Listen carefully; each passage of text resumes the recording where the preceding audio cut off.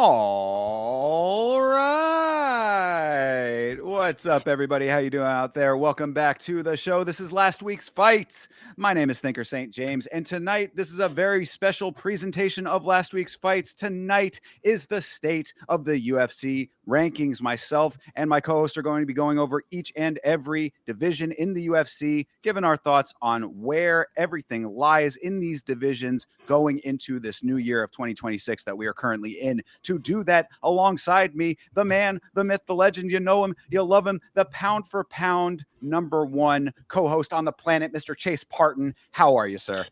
I'm good. Obviously, we are still in this drought of fights. And, it started out as, a little bit of less of a fights. And then we had a couple drizzle here and there. And then now we are legit out of live fights. And it's kind of brutal right now, guys. But hey, we're coming in with the hits right now. So just be sure to tap in because these are really, really good videos that we're coming out with. I'm telling you. Absolutely. It's MMA winter, as I call it. It's cold out there. We're a little bit chilly. No fights to warm us up, but we are still coming through, trying to talk about all of this stuff, give you the information, and informing you into what we're going to be seeing in the coming time when we do have fights. It's going to be here sooner than you think. This time that we're in this little drought, it goes by quicker than it feels, even though in the moment it's taken a while. But we're here to talk about all of the divisions and what you're going to be seeing with that, because there was a lot of movement in all of these divisions over the course of 2025.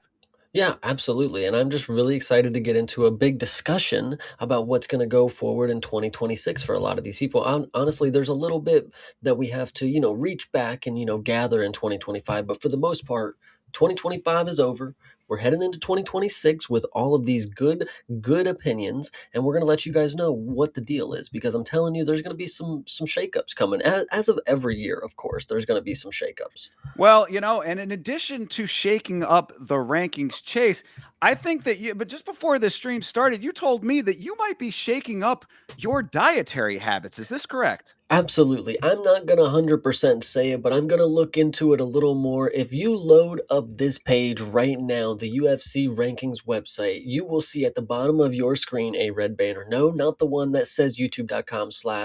Yama Show and CP Smalls, but you should also look into those ones. But there is a big red banner on the bottom of the screen that is, it says your first win of 2026 starts here, and then it is a link to the UFC Ignite program. And what this is, of course, this is the competitor to what you would say your home chef or and DoorDash could be another competitor too. Or like These like are a all like a your factor, if one of yeah. those There kind you of things. go. Yeah. Blue Apron, I think, is another one. There we go. Well, no, but those ones are like actually that you have to make. Well, I guess that's the question here. Do you? These are like pre-made already, right?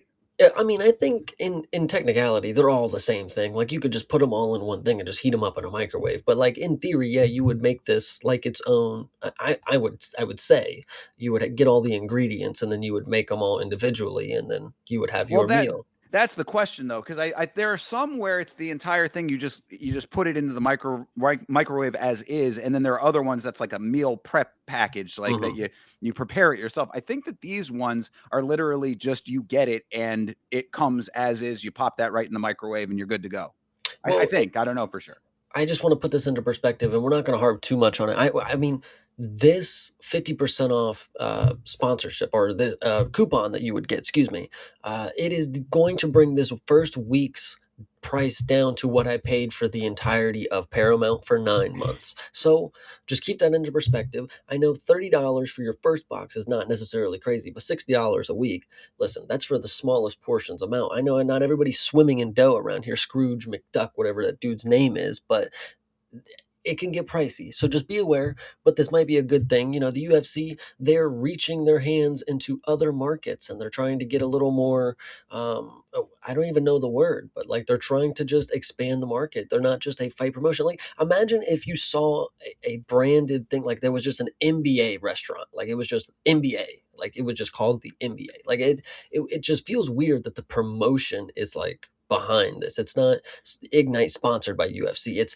UFC's Ignite. It's like that's the program. It's like the Yeah, PI came up with it or something. and I was gonna say that is I think that that was the initial selling point is that these are chef inspired meals that are from the chefs of the PI. So the nutritional team that takes care of the fighters. I think that these are some of the meals that they would be making for them. To illustrate that, I think Bleeding Edge says it 100% correctly. Now you too can eat like a 12K to show and 12K to win UFC fighter. I love it. Now, Bleeding Edge actually cooked even more with this next one, the official prison meal of the UFC. I mean, listen, guys, what can you do for a meal that gets sent to your door and you get to pop it in whatever device you have and it comes out hot and you can eat it? The UFC is trying to venture new things, but the thing is they must be very confident because they must, in their mind, have this business model down.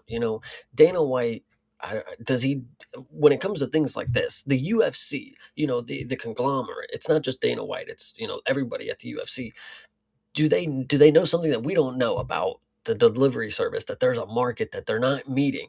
Like what's the deal here? Is there going to be fighters from around the world who just spring out because now this delivery service can reach every continent? Like, I don't know. These are the questions, I suppose. But I don't know. I mean, it's interesting that this is a tactic that they're trying. It reminds me a little bit of Hulk Hogan when he had the Hulk Hogan fucking pasta mania back in the day, kind of thing. May he It's rest in peace, by the of way. course, R.I.P. to the legend always. But yeah, it's certainly something unique that they're trying out here. And yeah, I mean, you did say that you might be partaking there, Chase. So if you do, you got to keep us informed as to what we can be expecting from this. Well, I just think it would be so not surprising if in the next coming times, there's a guy who comes up on the Contender Series. He's in his promo package and he's like, dude, I was in the places where, I couldn't get to a meal all the time, but I had $30. I had $60 a week and I got my UFC prep program. I split them in half, and I had 4 meals became 8 meals, and I became a UFC fighter off the UFC Ignite program. I can see it right now. It's written in the stars, by the way. Yeah, So right. The promos write themselves. So anyway, well, that's enough free promo for this UFC true. Ignite. Of course, UFC Ignite. If you want to sponsor last week's fights, you know where to get in touch with your boys. I'm officially the first of 2026 to put you guys on. So Very true. Very true. Well, let's put on for the chat right now because we got a yeah, bunch of people in here already checking in. Of course, we appreciate each and every one of you. Shouting out, of course, Bleeding Edge, this is his first time in the chat for the last week's fights. So shout out to you, sir. Meat Rocket, Michael, the Silent Assassin, checking in. Beeb, always the GOAT. CTE, TJF. The gang is all here. We appreciate you guys. Thank you very much. And of course, Hydra picking up the end as well. foot wine and the UFC frozen meal, eating like a king. Honestly, I sit on my piles of riches over here with my UFC meal in one hand, out of my toaster oven, and my foot wine out of my cellar. Yes, There kings come in many forms. Is what I true. would say to that. So, well, let's talk about some kings of our sport here. I mean, we are talking about the rankings today. As we said in the intro, a lot of changes over the 2025 fighting season, if you want to refer to it that way. A lot of movement, a lot of people who are in positions that they were not in before. Vacations a lot last year. We talked about that on the wrap up show on the free for all a couple weeks ago there.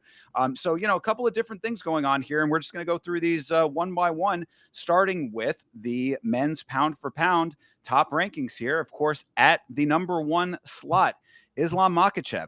Number 2, Ilia Topuria. Number 3, Hamzat Chimaev. Number 4, Alex Pereira. Number 5, Alexander Volkanovski. Number 6, Piotr Yan. Number 7, Merab Dvalishvili. Number 8, Tom Aspinall. Number 9, Alexandre Pantoja. Number 10, Max Holloway. Number 11, Dricus du Plessis. Number 12, Joshua Van. Number 13, Magomed Ankalaev. Number 14, Jack Della Maddalena. And number 15, Arman Sarukian. Wild that is the case there. So that being read out, Chase, these are our current pound for pound best of the male fighters in this sport. What are you thinking about these? Well, you definitely, obviously you stopped on one name, and we're gonna get to that because I was Sure. making faces before that. So we'll talk about it. So obviously Islam being number one, that's fine, no doubt. Ilya being number two, fine, no doubt. I mean, they listen. We should have seen the fight, but either way, Well, let me just go ask ahead. one question. Like, just Islam for me, just for my opinion, Islam, perfect sense. I've been saying that Islam is the number one pound for pound forever, it feels like. But number two, Ilya, how does all of what he's going through, his vacation, his time away from the sport, do you think that we're going to see that change sooner than later because of things like this? No, because at the end of his career, he's gonna say that I rode the pound for pound rankings for 32 years or whatever the fuck it is, however many years he's in this fucking courtroom or whatever, and it's just gonna boost his fucking record. But either way, Oh, you think it's I an aura maxing of that? I mean, listen, they're not gonna just remove Ilya from the pound for pound rankings. It's Ilya fucking Taporia, like I Of don't know. course, yeah. I mean, I'm not saying that they would remove him, but I don't, just the inactivity of being away from the sport, things shift. You get to a great point. People are already talking about how Shamaev at 3 is criminal because he never fights. So Goes right into the exact thing I was just talking about. Exactly. I mean, the fact that Chimaev gets the belt and is immediately injured or immediately not going to be fighting, as we all anticipated. You go back to the episodes that we were talking about him before he got the belt. This was the exact conversation we were having months ago, it feels like. and you just go down the list, and some other ones, obviously Yeah. Hamza. It's rightful that he should be high.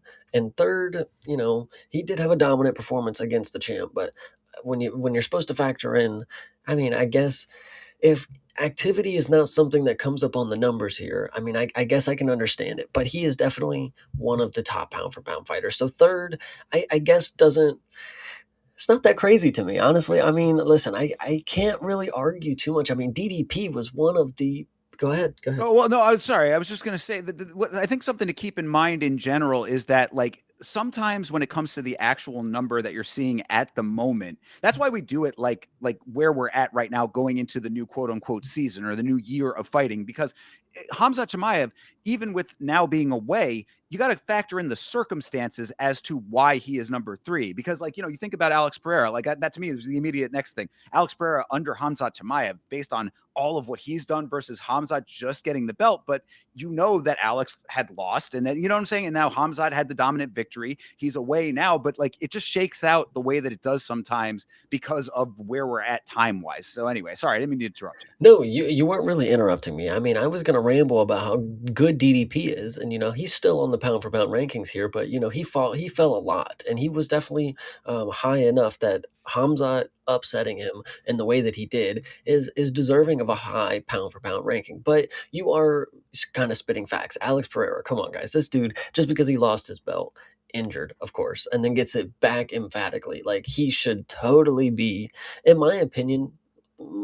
Maybe even over Ilya. I mean, come on, like Alex is literally one of the he's a Hall of Famer. I know Ilya is too, but like Alex had a Hall of Fame year in 2025, and Oh, so no, absolutely. I mean, like, you're absolutely correct about him being a Hall of Famer. I think that's undeniable. I had been saying for quite some time earlier, if you go back to some of the old Yama episodes, I was like, there is palpable reasons and I think a very good argument for him to be on the GOAT list, period, in the sport. I mean, like, what this man has accomplished in the short amount of time that he's been in it, over the competition that he's faced. I don't need to go back through all of his credentials, of course, and obviously the Magomed Ankalaev loss does kind of, change it just a little bit, but at the same time, like, I think that when you say something, it's a little bit of a spicy takeover over Ilya, but I think that there is definitely grounds for it. and then when you go further down the list, this is an ongoing pound for pound rankings, and see, this is where the activity thing gets into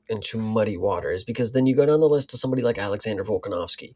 He had one fight early on in the year, was supposed to fight at the second half of the year, didn't end up doing that. Now he's supposed to fight in 2026, but like the one performance against Diego Lopez, would you say that's worthy of a 5 pound for pound kind of deal as current day? They see, there you go, and that's why the pound for pound is very interesting in that regard. We're talking cumulatively, then yeah, I mean, Volk is absolutely pound for pound in the broader sense, but if we're talking coming off of all of the current dynamics, yeah, you make an interesting case there as a single victory, and now running. I mean, we don't have to go to rehash how weird it is that they're even running that back, and that's going to be starting off all of our fireworks here, but it's strange, based on everything else that's where it's all shaking out. But yeah, Volk, I mean, it is kind of 5 does seem a little bit high only currently, but again, cumulatively speaking, goatless conversation here, you know? Yeah, I know. Because like again, what is this list based off of? Because when you look at Volk and you look at Diego Lopez, again, I'm just gonna bring this up specifically. It was 2-2 going into the fifth. Where's Diego Lopez rank on this fucking list, guys? Let me know. If Volk is fifth, Armin Sarukian, Jack Della, listen, Diego Lopez might as well be the champ here in about a fucking month or two. Like, give me a break. Like, I had it 3-1, but anyway. All right. Yes, no, okay. So yeah, I mean, you're definitely cooking with what you just said about. I mean, like I think I saw it earlier in the chat. Armin on this list at all is just a wild thing. Magomed Ankalaev, we haven't heard from. I mean, talk about some of these fighters. Magomed Ankalaev took the Taliesin Teixeira go into a hole and hide method after he lost. Man, we have not heard from that guy in months. It feels like. what another problem with this list Yeah. is that all of the current champs have to be on the pound for pound list, right? I mean, all the divisions have to have a pound for pound guy. So obviously he has to end up in the top rankings of the pound for pound list.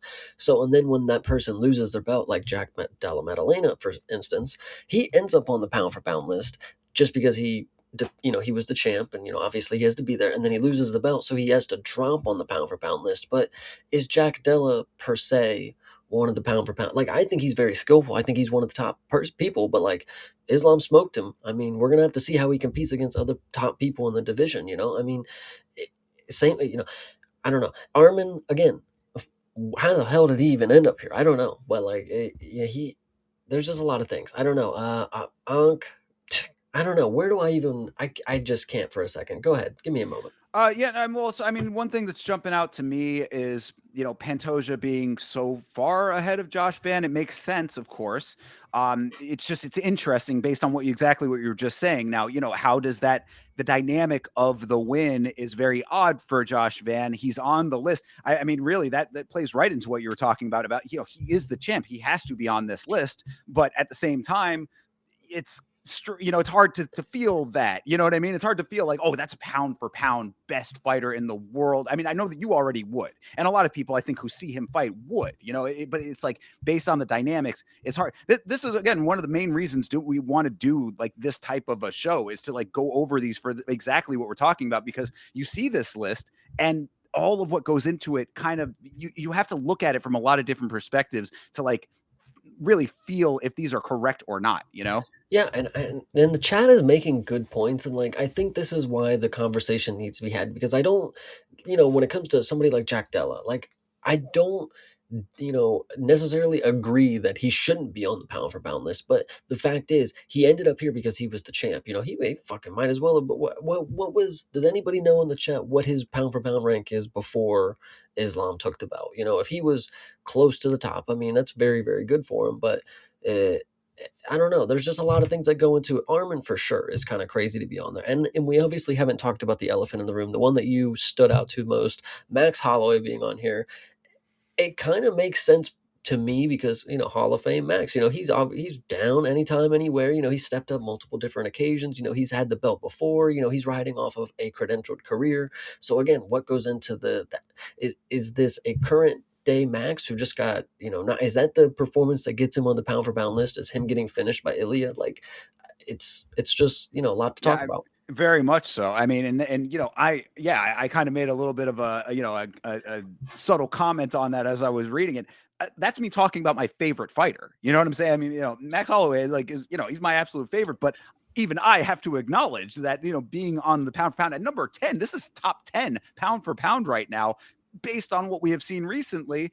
Yeah, it's hard to Well, justify a little bit sometimes. and of course, I'm not going to spaz too hard about it, but yes, the one that I made a face about, I Tom knew, I Aspinall. knew. Like, Yeah, I was leading up to that. Shoot, chat beat me to it. yeah, so Tom Aspinall ends up on this list after waiting for John Jones, and again, this is not anything that he could be doing. This is It not his doing. That's did not nothing that he can wait. control. But it's a false framing of it. I mean, he was waiting for the contract to be signed. This contract never got signed. They did not, and like But he still fought though. it was a waiting process after that, though. I mean, yeah, okay, like semantics. All right, go ahead. But so Tom Aspinall, up until now, the fight that we've seen him in 2025, ended in an eye poke after he got punched in the face and his nose bloodied. That is the fact of the matter. To end up in eighth pound for pound rankings. I mean, it is a little. It is a little. What's the word? I mean, him and Pantoja ending up right near each other. I mean, I guess that kind of adds up. They champions ended up in a weird event that ended their fight. Sure, that makes sense for them to be near each other. But I don't know. This Well, is just weird. There's just too many questions. I don't know. Well, the question that I would have to counter the thought process is what, like, who would make more sense though? You know what I mean? Like, these are really, I mean, basically, like, I think that maybe there might be one or two people that you could possibly say slot them in, but like overall, these are the best fighters in a general sense, right? I mean, even Where's with the Kamaru circumstance. Usman? I mean, yeah, Arman inactivity. Sarukian, Kamaru Usman. Hmm. Hmm.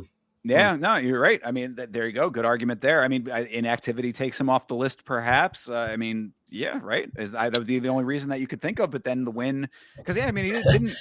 When did he fought in? Oh gosh, when was the last time that he actually fought? Was Buckley the last fight? Hmm. So I mean, that's going back. He didn't fight at all in 2025. No, No, that was in 2025. the Buckley. Oh yes, that was. I'm sorry. I was thinking of a different Buckley fight. Okay, yeah, No, yeah, that's true. You're right. and obviously, again, Arman Sarukian being 15th pound for pound, mate, he's not even fighting for the belt in his weight class right now. And they just, he's an interim title shot going around, and he's not even on the list of the guys to get it. I know it's obviously politics and semantics, but if you want to break it down for what actually defines being on the pound for pound list, Justin Gaethje is about to get the fucking belt, and he better end up being on the pound for pound list. And if and that's the craziest thing that I was saying is just because you're the champ, you have to end up on this list. So Justin Gaethje not being on the list right now, and Paddy Pimblett, and therefore one of them wins, they end up on this list and push Armin off, or Jack Della off. Sure. In any instance, they jump high enough on the rankings that it matters. So I Yeah. don't know. It's Well, crazy. yeah, I mean, and that's why it's really just a snapshot of the current era mixed with the credentials of each fighter. It's an interesting dynamic in the pound for pound, just in general. I think it was Hydra earlier just saying, like, what does pound for pound even mean? Well, that's really what it comes down to. That's what it boils down to. It's a pairing of the current state of the fighter and their credentialed history together, overlapping, and all of the dynamics that lead up to where they currently are. And that's, I think, really, like, if you go through the history of each of these guys, some of them can be debatable as to where you would put them personally and all of that, but there is a little bit of logic in there, even if there's a little bit of wiggle room as far as like where you would want things to be changed. Yeah, and after we had the whole discussion about it, I'm not gonna lie, like I feel like the talking points that I've had Mm, weren't as good as they could be, because I think they actually did a pretty solid job on this list. Now that I've talked it over, I'm like, okay, I can kind of see that I didn't have the greatest opinions of why it could be this way or what should be better, because as you've said, who are going to be the other people that would be on this list? We see, I could do it individual weight classes. Of course, I'm going to bring up some names that should be on this ranking, but like this right here, I made a great point about Diego Lopez, in my opinion. sure. In my opinion, it was 2-2 going into the fifth. That's probably why they did the rematch, dude. It was 2-2, whatever you want to say. But where does he end up on this list? It was a very close matchup. You could do that with anybody, of course. Max, he got to round two with Ilya, right? Well, Sure. and that I would guess he ends up there. and that's why it would be interesting to, like, I wish that there was like some, maybe there is something out there. I'd have to look into it, but some like tracker of like where people, the progression of this, because like to me it would make sense that at some point Diego Lopez was on the list for that exact reason. Again, like you said, if Armin is on this list, then Diego Lopez at some point based on that fight should absolutely have been on this list. So, Mhm. and probably will be back on this list depending on how he fights against Volk in the rematch. So, there are certainly dynamics that always go into this. Of course, this is updated, per event and everything. So we will see how things shake out going forward. But yeah, I kind of do agree that, like, in the big picture, if you break down all of the factors, this is not a bad representation of the best of the sport currently, I would say. True. Yeah. If anything, you could shift people one or two, and that's about it. Shift Max a couple more than one or two, perhaps. But Well, again, coming from a huge fan here, so I mean, but you take the history as well. Arguments to be made. You know what I'm yeah, saying? I just don't think it would be. I don't know, legacy wise, if Max wasn't on the pound for pound list, it would just be weird because truly he's been doing it at the top of the game for over a decade now. You Sure. can't deny that he hasn't. It's not like he was there and then now he's not, and it's like why is he still there? It's like oh well, he's still at the top of his game. He's whatever you want to say. He died to Ilya, but like everybody does. So He's not even that old. That's I the know craziest part of him 32 years too. old, three maybe. Yeah, insane, insane. So yeah, there you go. We talked into a good reason why he's on there. Hell yeah. All right. Well, there you go. So that is the pound for pound top rankings currently. Let's start off with the flyweight division here, going individual division by division. This is men's flyweight, of course. Joshua Van is your champion. Number 1 is Alexandre Pantoja. Number 2 is Manel Kopp, who just moved up 4 slots based on his recent victory at the end of the year. Number 3 is Tatsuro Taira. Number 4, Brendan Royval, down 2 slots. Number 5 is Brendan Moreno, down a slot. Number 6 is Amir Albazi, also down a slot. Number 7, Asu Almabayev. Number 8, Kyoji Horiguchi. Love to see that. Number 9, Tim Elliott. Number 10, Steve Urseg. Number 11, Alex Perez. Number 12, Tagir Ulanbekov. Number 13, Charles Johnson. Number 14, Bruno Silva. And number 15, Lanier Kavanaugh. This is a really funny list. I mean, I just want Is to. it?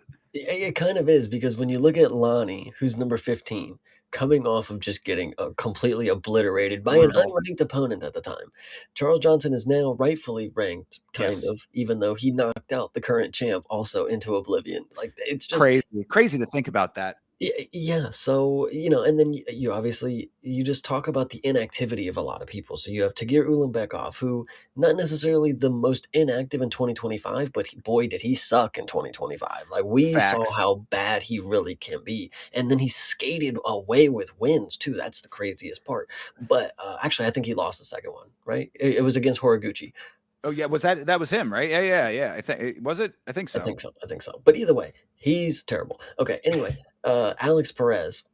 I mean, he got yeah, no. I mean, I like him a little more after what I saw in his last fight, but again, got submitted in the third round by, a very tight guillotine, standing guillotine. Crazy.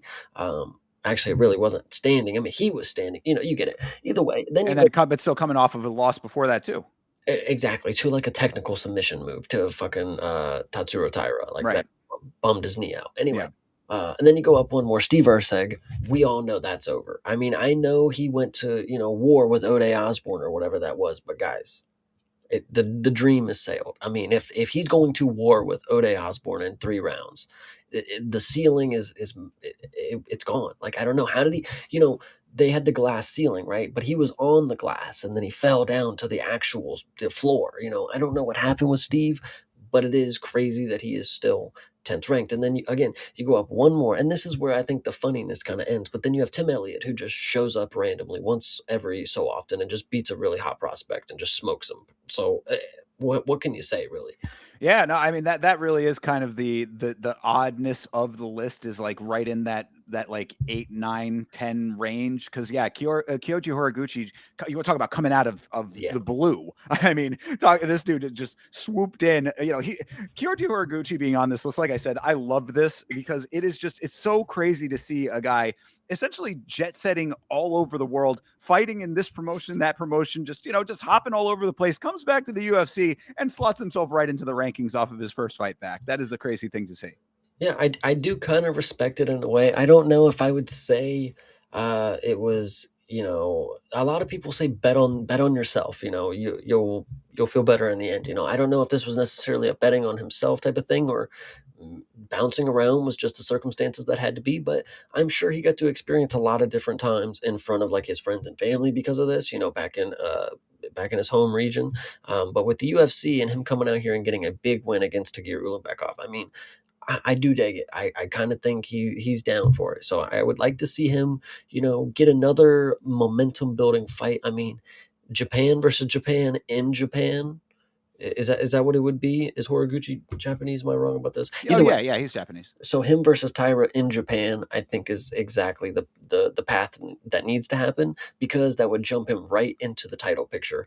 But also Tyra can put a stop to this shit. But I think that would be awesome if they're truly looking for the venue in Japan. If Cap, with his performance, has jumped ahead and he's going to get the title shot, I think Japanese versus Japanese in Japan, and I really like that idea. I think that cooks. Yeah, that's pretty good. Looking over a couple more of the names on here. Obviously, we know what's going on at the top of the division. Breaking news, somewhat anyway. Pantoja does not need surgery on the arm, which is good news. So hopefully that's just going to be an injury that will heal somewhat naturally. He'll go through his therapy and all of that, and he should be back to action sooner than he would have been if surgery was necessary. So that's good. Manel Kopp obviously coming off of a big victory at the end of the year. I mean, it sucks because it's over Brendan Royval, who really was like the mainstay of the division, and now seems to be sliding a little bit. But Manel Kopp, I mean, it's hard to say that he shouldn't be getting the shot after a victory like that, based on what we've seen out of him at this point. Activity maybe plays a little bit of a factor into that, but you got to think that they're going to give the shot immediately back to Pantoja, right? Especially without there being surgery involved. No, absolutely, and again, bless up to Pantoja.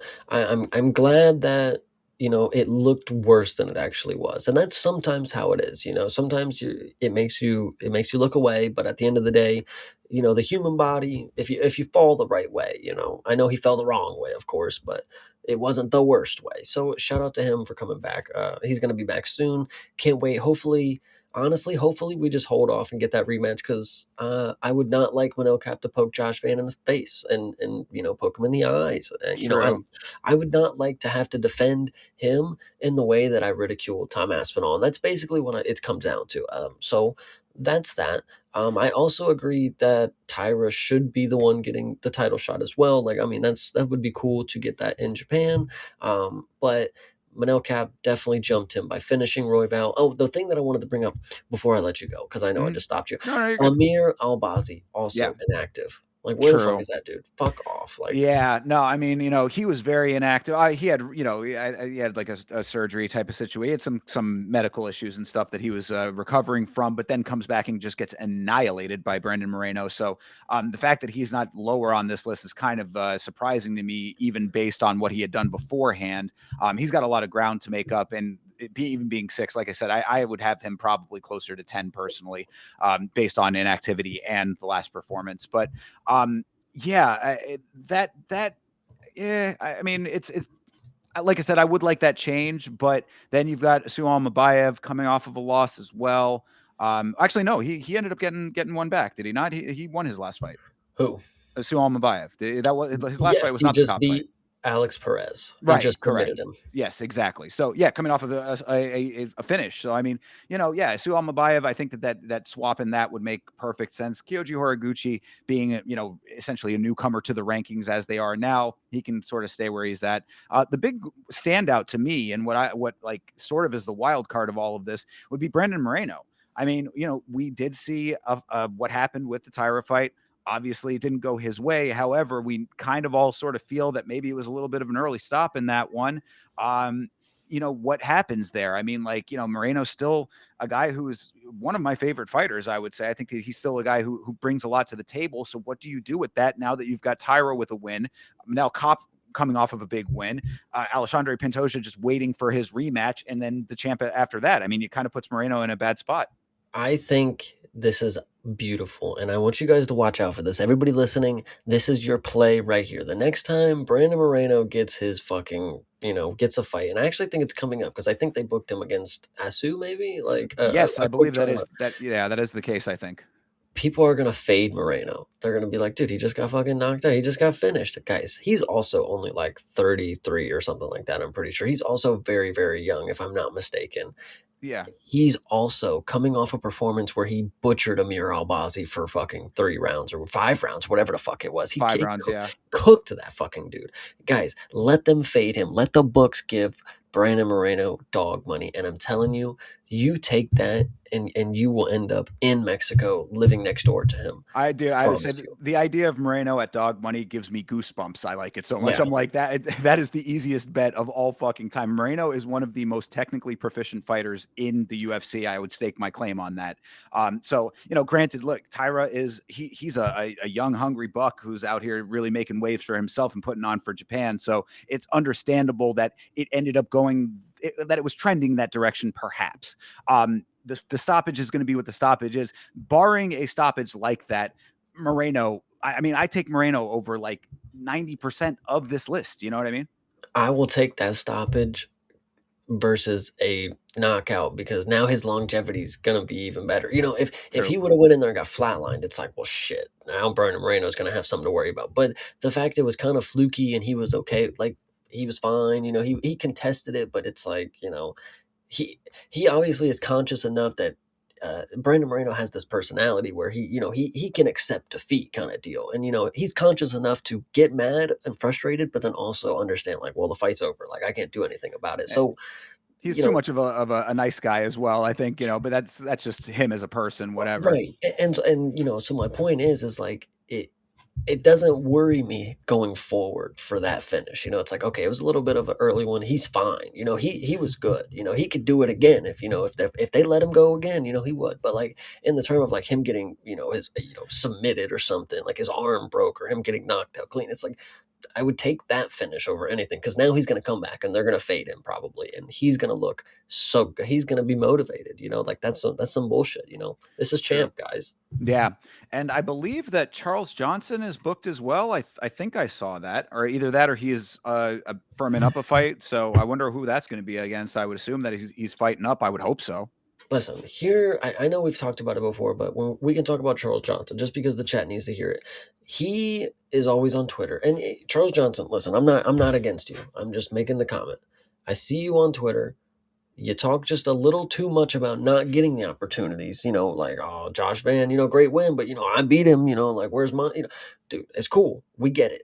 But like, you were active for a good amount of time. Like, there was a good point where you fought like 5 fights, like back to back to back to back to I back. was going to say some would say too active. Honestly, I mean, taking fights when he probably should have given himself a little bit of time to rest and get better. And then you lost one fight to a dude who popped to steroids. That's fine. I get it. You have been wronged. You have been overlooked. You are now ranked. It's not necessarily rightfully ranked, but the guy that you beat is now the champion. Listen, get off Twitter, get in the fucking gym, and I want you to go ahead and rise this ranks because now they're giving you the opportunity. They're showing you like, okay, we are tired of hearing you.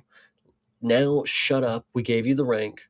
Prove it that you deserve to even be ranked. Now don't make us look stupid for overlooking you because for the longest time they have been. And don't make it look like for good reason. You got to actually come out here and you got to fucking jump Alex Perez, you got to jump fucking Tim Elliott, you got to go get Horiguchi and you got to actually put on a 3-round performance against this dude. If you are really about it right now, Charles Johnson, get the fuck off Twitter, go against Horiguchi and beat that dude. Like that's all I'm saying. True. I like it. Yeah, I'm with you on all of that actually. And then the last question that I really have based on this current standings list, and if you have anything else you want to add, you can. But the last question that I have is based on what we now have seen with Charles Johnson obviously being in that mix. What do you think Lonnie or Kavanaugh does? Do you think that he has a bounce back, or is he dropping off this list sometime this year?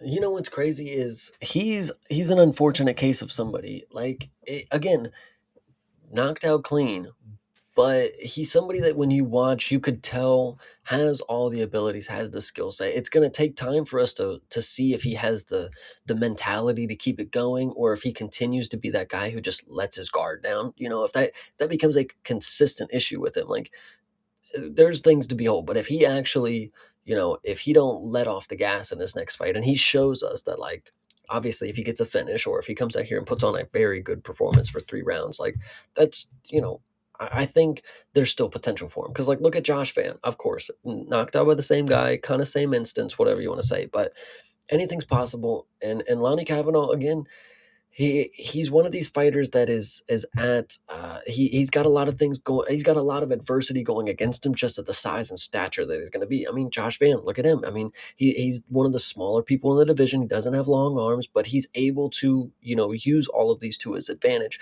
We're going to talk about somebody in the later weight classes. Alexander Volkanovski is another good example as well. It doesn't always have to be the everything, all the cards are not always in your favor, but Lonnie Kavanaugh is somebody that's going to have to work a lot harder than a lot of these people. So if he continues to do that, I'm very excited to see what he does because, again, really, really young, really, really good, just what the flyweight division needs. Because, as always, the flyweights just stick around. I mean, and if this is a guy who can just stick around, he's very, very young. Bruno Silva is a guy who can just stick around, and he's old and he's going to get out of here. But Lonnie Kavanaugh, if he can stick around 7, 8 years somehow, and then even go up to bantamweight when he's ready. That's another option for all these people, especially when they're young. They come in at 25, the weight class 25, and if they're age 25 and stuff like that, they could just go up to 35 once they're in prime athletic form. And I think it's just Lonnie Kavanaugh is potentially going to be one of those dudes. I think, but he again. Adversity with the size, he's going to be Carlos Vera. When it comes to bantamweight, he's very, very short in stature. So hopefully you can continue to be making weight is all I'm saying. So True. Yeah. I mean, that's basically my thoughts kind of. I mean, if he comes back and gets a win, then sticking around in the rankings makes perfect sense. If he does end up dropping off the rankings, he's one of those kind of guys that I'm hoping just sticks to the program, it continues to build skills over time, drops off for a little bit. There's nothing to say that he can't get right back into the rankings. So, it absolutely. really next fight's going to be very telling, but thereafter, I think there's a long history being written for him. Okay, so going forward in 2026, who do you think needs to get into the rankings of flyweight, and then who do you think on this list needs to be eradicated? If you have anybody off the top of your head, I Uh, don't think I do, but I can tell you who needs to go, and if you want me to go first, I will. the one person that comes to mind as far as getting into the rankings, I believe that he's flyweight, was that dude Timarov, if I recall. He was a dude that Oh, dude, that's yeah, the dude that popped for steroids it did, against he Charles did. Johnson. Yeah, I know. Get clean, which sucks. But I mean, he did have knockout power, so it does suck that is the case. But yeah, that's the only name of like somebody who I actually like was so impressed with that I was like, man, it would have been nice, but I'm about to yeah. cook him right now, guys. Chat, ready?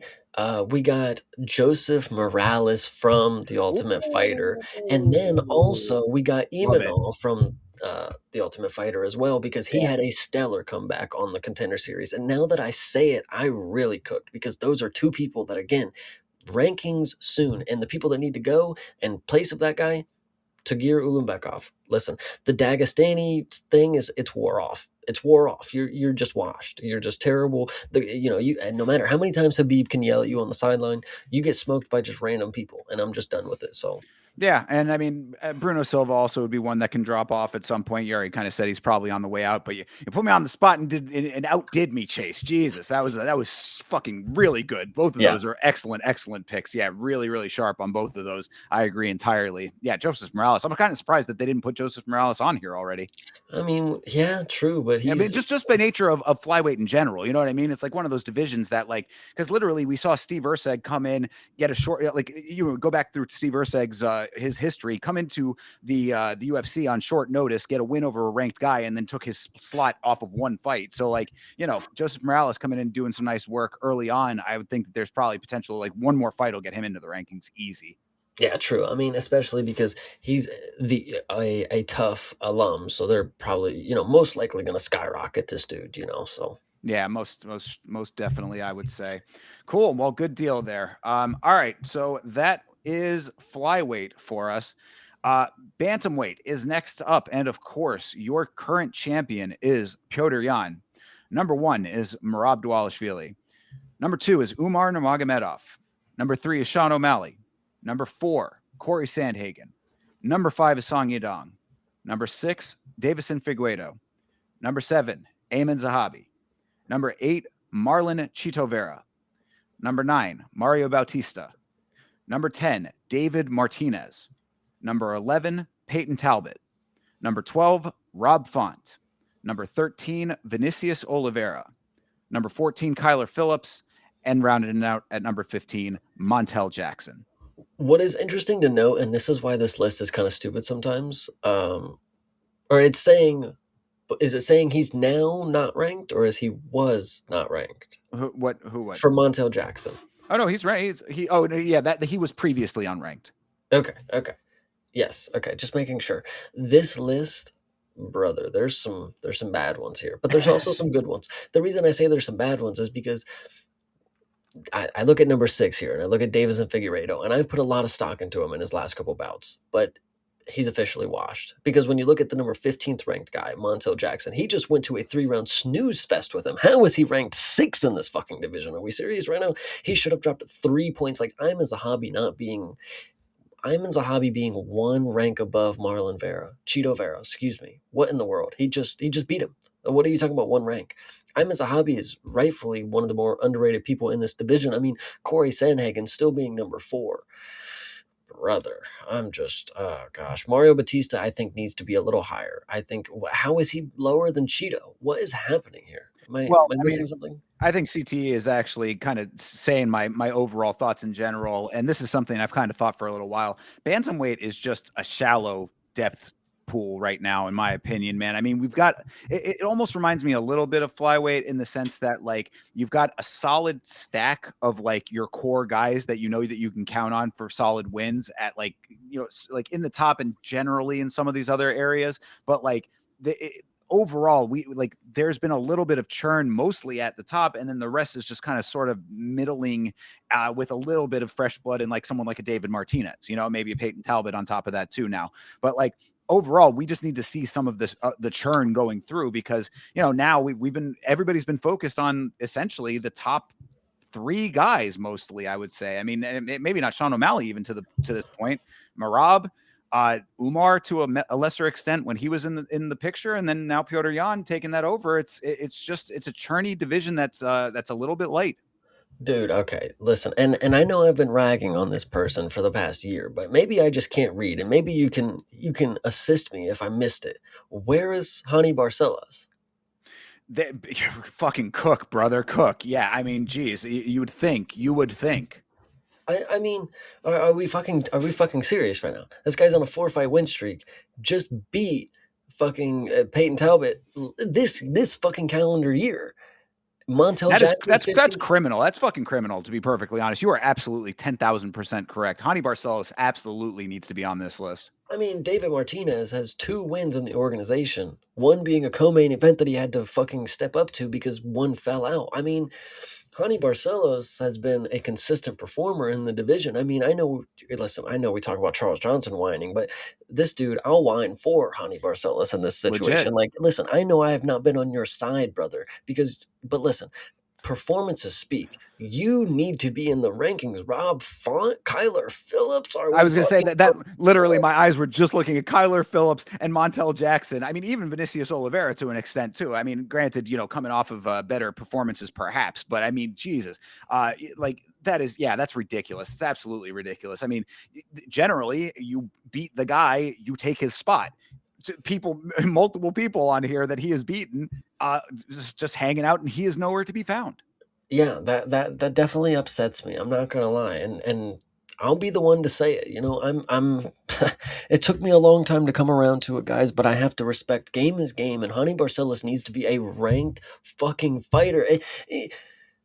I didn't even know this wasn't a thing. I thought I was, ignoring facts for the longest time. I thought I had a very hard case to make for declining his greatness. But you're telling me he hasn't even been ranked this entire time? After he would have beat Peyton Talbot, it's like, oh, he should be ranked, but no, are we serious? Interesting. Okay, so Yeah. that is flawed. I don't know what's going on with that one. Yeah, when it comes to bantamweight, listen, I can tell you that there's 2 dudes coming for bantamweight, and correct me if I'm wrong when it comes to their weight classes, but I believe it's Mr. Volagdin and Martinetti. I believe those are bantamweights. I Um, think you are correct. I want to say that you're right. They maybe featherweight. No.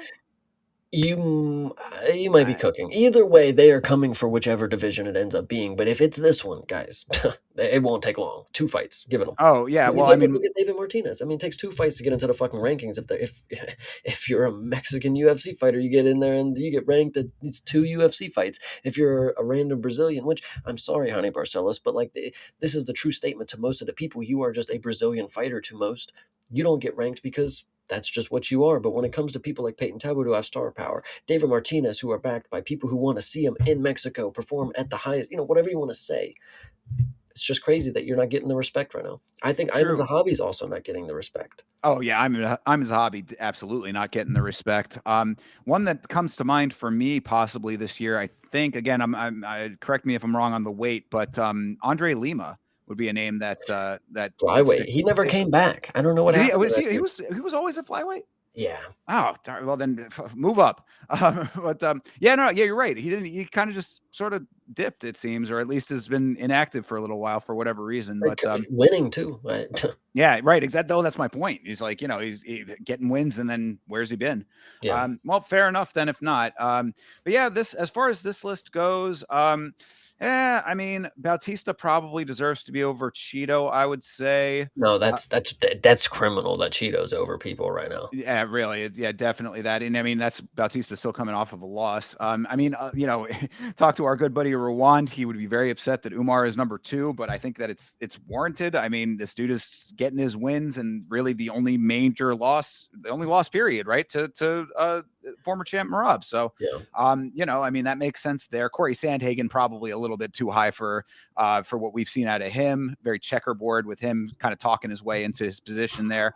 Song Yadong has a really, really prime opportunity to jump up if he beats Sean O'Malley coming up, which I think really I'm kind of hoping.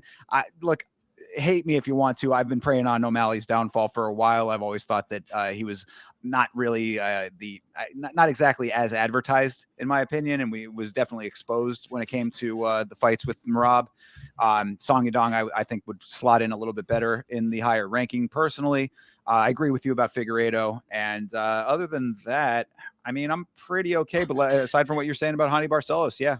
Yeah, back to the original topic at point. Dude, Davidson Figueiredo, I'm sorry, dude. Mario Batista, Iman Zahabi, those guys are better than you at this point. I mean, those ones for sure. I mean, I would be reaching if I said Martinez and Talbot. That's obviously too soon to say because you are a credentialed person in the sport. But this is not the pound for pound rankings. This is what you have done recently, and what I've seen you do recently is win a fight with 36 strikes. So, Did Vinicius Oliveira used to fight at flyweight? no. So then, did he not fight Lima? They You never might fought. be you might be thinking of a different Lima. Maybe I don't know. Okay, yeah, I'll get off. That's just what made me think of it. I thought that they had fought at one point, but maybe I'm wrong. Mm. Uh, Sopaj, Saeed Nurmagomedov, and Kyler Phillips. I think those are. uh, Maybe there's one more after that. True. All right. Well, either way, I guess the last question that I have, and we can move on. Marab getting going for the trilogy. You're thinking? Oh, they have to. I mean, it's 1-1. What's the hubbub? If anybody's questioning, have you not been paying attention to the sport? Marab is the goat. Sean O'Malley got an instant rematch after one title defense. If they don't give it to Marab, I mean, listen, you just got to do the Aljo thing and just go on vacation and just enjoy your time. They clearly just don't fuck with you. I don't know. Like it's how Fair. it Yeah. is. Yeah. No. I mean, fair enough then. But how's that go? I'm gonna trust that the person that we have deemed, a Hall of Fame. Listen, when it comes to Hall of Famers, what somebody is able to do per individual matchup, that's what builds a Hall of Fame resume. Marab isn't a Hall of Famer because he wins so many things. He is a Hall of Famer because he puts Hall of Fame numbers on the board every time he goes into the cage. Every time he shoots so many fucking takedowns, so many, advancing stats, so many significant strikes. He's got a lot of time in that cage. I don't know. It's hard for me. He did it the first time. He's got the way to win. it just looked like he just did not do it the right way the second time. I don't know. It's hard to say. I don't know. It's a tough one. I've got to go with the most current data, and what we saw was Piotr Jan cracking the code. And I hate to say that because I do like Marab, and I think that he brings an element to a style that is sorely lacking for a lot of people that use it. A very wrestle heavy style can definitely not be fan friendly a lot of the time. Marab makes it entertaining, but Piotr Jan, he had the antidote. He everybody else getting poisoned, he had the answer, he had the antidote for it. So it's hard to think that Marab figures some new version of that out that Piotr Jan now in this current form is not going to be able to anticipate. This one, listen, it's gonna be a hard rematch. I'm telling you. This is 3 rounds. Sorry, not 3 rounds. The third fight, and we get a lot of trilogies these days. But this one, I would say, I'm more intrigued about because we genuinely have two dominant performances from each person. It's kind of like they each figured each other out. So who's gonna come in with it? There's a lot of tape out there. There's what is it, fucking however many minutes between them. 25 minutes, 50 minutes, whatever it is, that's a lot of time for them to study. So whoever's going to be on top, I don't know. Draw, Yeah. give it a draw, guys. How crazy would that be? All right. Oh, we Well, saw it with Valentina and Grasso, so really not that sure. crazy. Oh, yeah. Yeah. Right. I mean, crazier things have happened.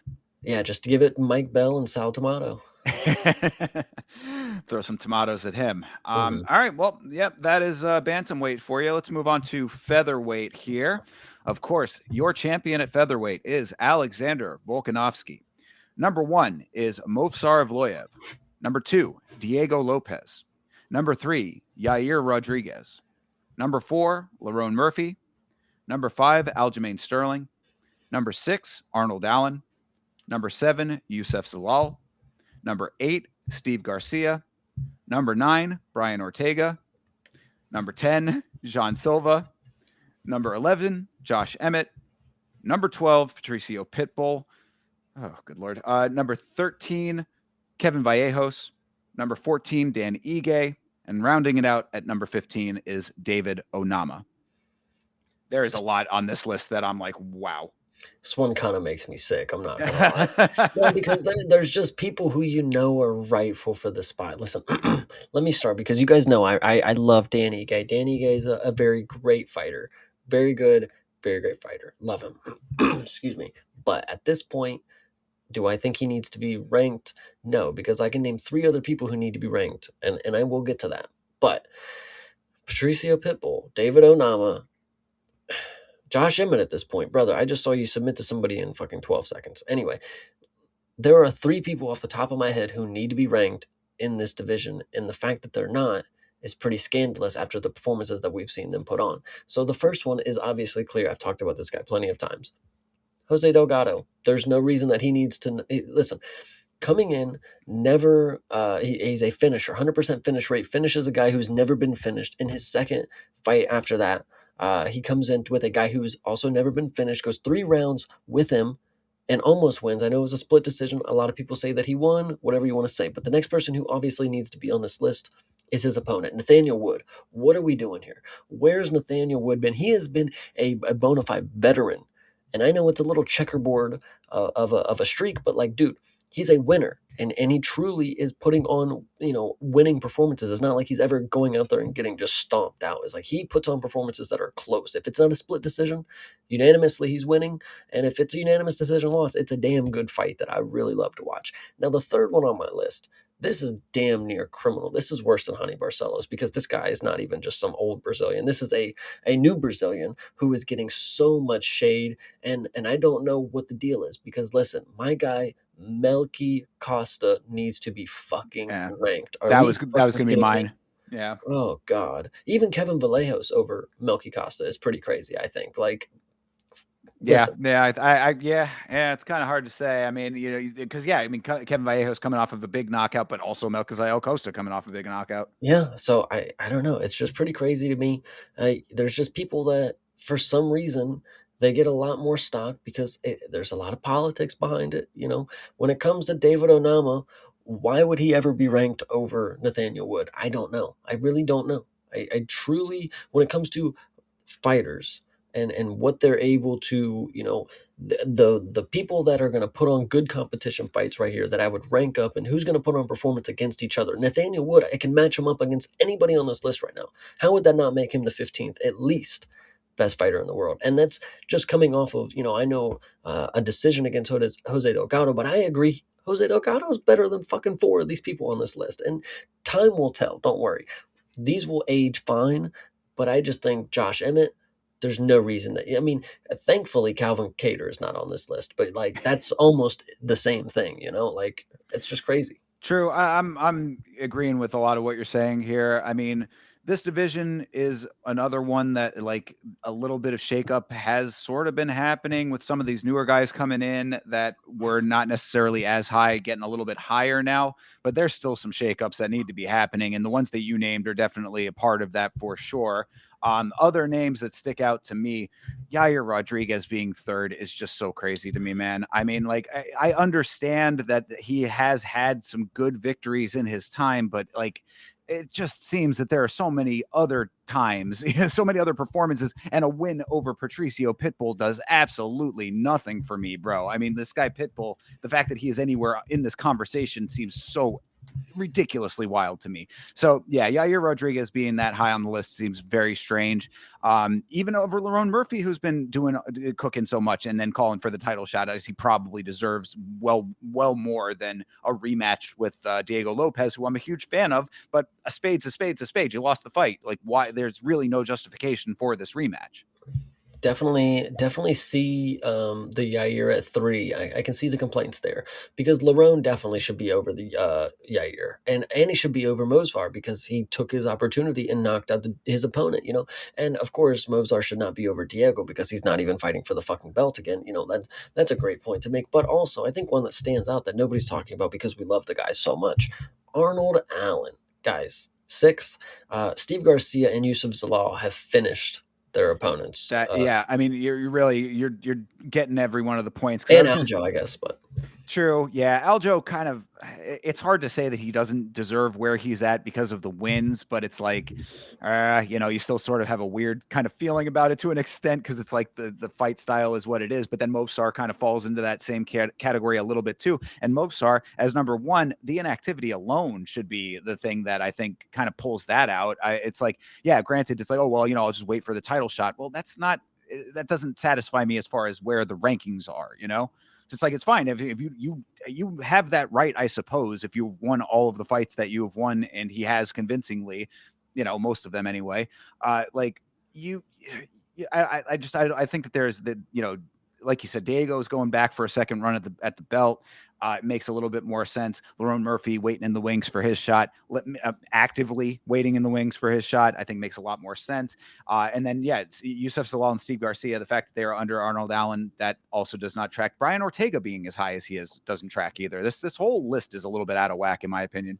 everybody loves T City. You heard Dana, so Well, everybody except for one very specific person who's got a new boyfriend. But true. uh but yeah, so I mean, I don't know, any other thoughts on this, because that, I mean, I'm seeing a whole bunch of stuff that just doesn't track to me, but I think that probably coming into the first part of the year we're going to see a lot of this shakeout, I would think. I'm really just sitting here the entire time trying to think of like sleepers in the divisions that I can throw out there that should be ranked or are going to be ranked. But I think the three that I had, Nathaniel Wood, obviously I think he's just been slandered way too long. It's kind of a lost cause at this point. He might end up like 15th gatekeeper type territory, but he ain't ever going to climb the rankings. They don't like him that much.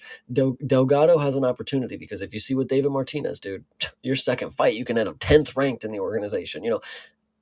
Jose Delgado coming soon after he gets a win. And then, of course, Melky Costa. Just no way that he should not be over Onama, Ige, Vallejos. I think it's, not even questionable in my opinion because it's four fucking wins, two finishes, two finishes. Anyway, and then you got Pitbull, who does he even have a win in the organization? Like, I don't even know who he beat. And Danny Gay. True. Okay, fair. But then again, he lost a Yair, dude. That's bad. That's bad. Oh yeah, Anyway, and the Danny Ige fight was like it was a terrible fight. So I mean, like, it hurts to see. I would even honestly say that because John Silva has hype, that's the only reason that he's over Melky. I think reasonably you could put Melky behind Steve Garcia, honestly. I think that's even fair because John Silva, what, a couple finishes and then gets finished himself. Melky, he's on a win streak right now, but he ain't been finished. John Silva's, we'll see what happens, you know? Yeah, So I mean, I think you're making good points there. Yeah, I mean, I think I've said most of what I want to say about this. I think that my only real prediction is that Yusuf Zalal ends up jumping up higher this year. I think that love the fights that he's already had, hate it, whatever. A lot of dynamics go into that, how you feel about that. But the guy wins his fights; he wins them pretty convincingly. He's been on a tear since he's in his second stint in the UFC. I would say that there's a stock raising going on there, and we're just gonna have to see. I mean, Yusuf Zalal versus Yair, that's a fight that makes sense to me. Get Yair, let them swap places. yeah, they both sub Josh Emmett, by the way. Isn't that crazy? Wild. Yeah, no, but the point that I was gonna make is, I was gonna say this about Yusuf Zalal. It's like it's crazy that he's not higher in the rankings because he's in the position right here, like the 6, 7, 8, 9. That's your 2 fights away from a title. Like, unfortunately, the UFC is just godly at making Brian Ortega just 2 fights away from a title at all points. Like, that's just, oh my god, it's crazy. It's wild. I mean, there is definitely a little Dana White privilege going on with Ortega, considering everything that he's put the organization through. Of course, we cannot forget the situation that ended up having Diego Lopez and Dan Ige happen, and that was last year, I'm pretty sure, right? I mean, so and then Brian Ortega getting smoked so badly by Diego Lopez. I don't know. I mean, granted, he has had some really nice comeback victories, and he is tough. So it's like there are some good things to like about him, but when the record is the record, what are you going to say? There was also just the last performance against Aljo. He was having complications before the fight Oh as my well. God. Yeah. Complications. And then the fight being what the fight was. Good Lord, that fight. Yeah, so shout out that dude. Dana just feels bad. The kid just got his heart broken. Like, can you just give him a break? How about that? Yeah, I certainly feel for him. Has a new girl, by the way. I mean, or Yeah. he's back with his old baby mama, from what I understand. So why he's so down bad over what's going on with his ex is a little bit crazy. I wonder what his current girlfriend thinks about all that. But either way, that is besides the point. The point is the rankings. So let's move on to the next division here, which of course is lightweight. And well, I mean, not updated right now, but your current champion, formerly, I guess, your recently vacated champion of the lightweight division, Ilya Taporia. Number one ranked is Arman Sarukian. Number two, Charles Oliveira. Number three, Max Holloway. Number four, Justin Gaethje. Number five, Paddy Pimblett. Number six, Dan Hooker. Number seven, Mateusz Gamrot. Number eight, Benoit Saint Denis. Number nine, Rafael Fiziev. Number 10, Hanato Moicano. Number 11, Beneil Dariush. Number 12, Michael Chandler. Number 13, Manuel Torres. Number 14, Mauricio Hufi. And number 15, Fares Zayam. I think the first thing that I could say when I look at the list is like, bro, being Mexican gets you so many points in the UFC. Manuel Torres got finished 2 fights ago, guys, by Ignacio Bahamundes, I'm pretty sure. Like, and he lost to Fiziev, sure, but like, I lost to Fiziev, and we're gonna give Manuel Torres a higher rank, than Hufi and Zaim. Dude, he just got finished, 2 fights ago. Like, I don't know. I know Hufi just got finished as well, but how is Zaim lower than these guys? Like, this dude's on a win streak as well. Like, Coming off of a crazy good victory in his last fight. Dariush is ranked 11th over these guys, and he just got flatlined in 16 seconds. Before that, he hadn't fought in like 2 years. What is happening? Ugh. Well, I mean, the same note that I have now said twice, this is possibly the most applicable it is to any division currently when we talk about a division that's been in flux for a while. I mean, you just had Dustin Poirier retire. You've got the current champion vacating. You've got number 4 and number 5 fighting for an interim title. You've got Armin and everything that comes with Armin, and then everything else thereafter is people either trying to maintain a position or new people trying to push their way into positions. So this whole division right here is in a very transitional period, I would say, and we're going to be seeing that really right at the start of the year is when that's going to be even more so apparent than it is based on these rankings currently.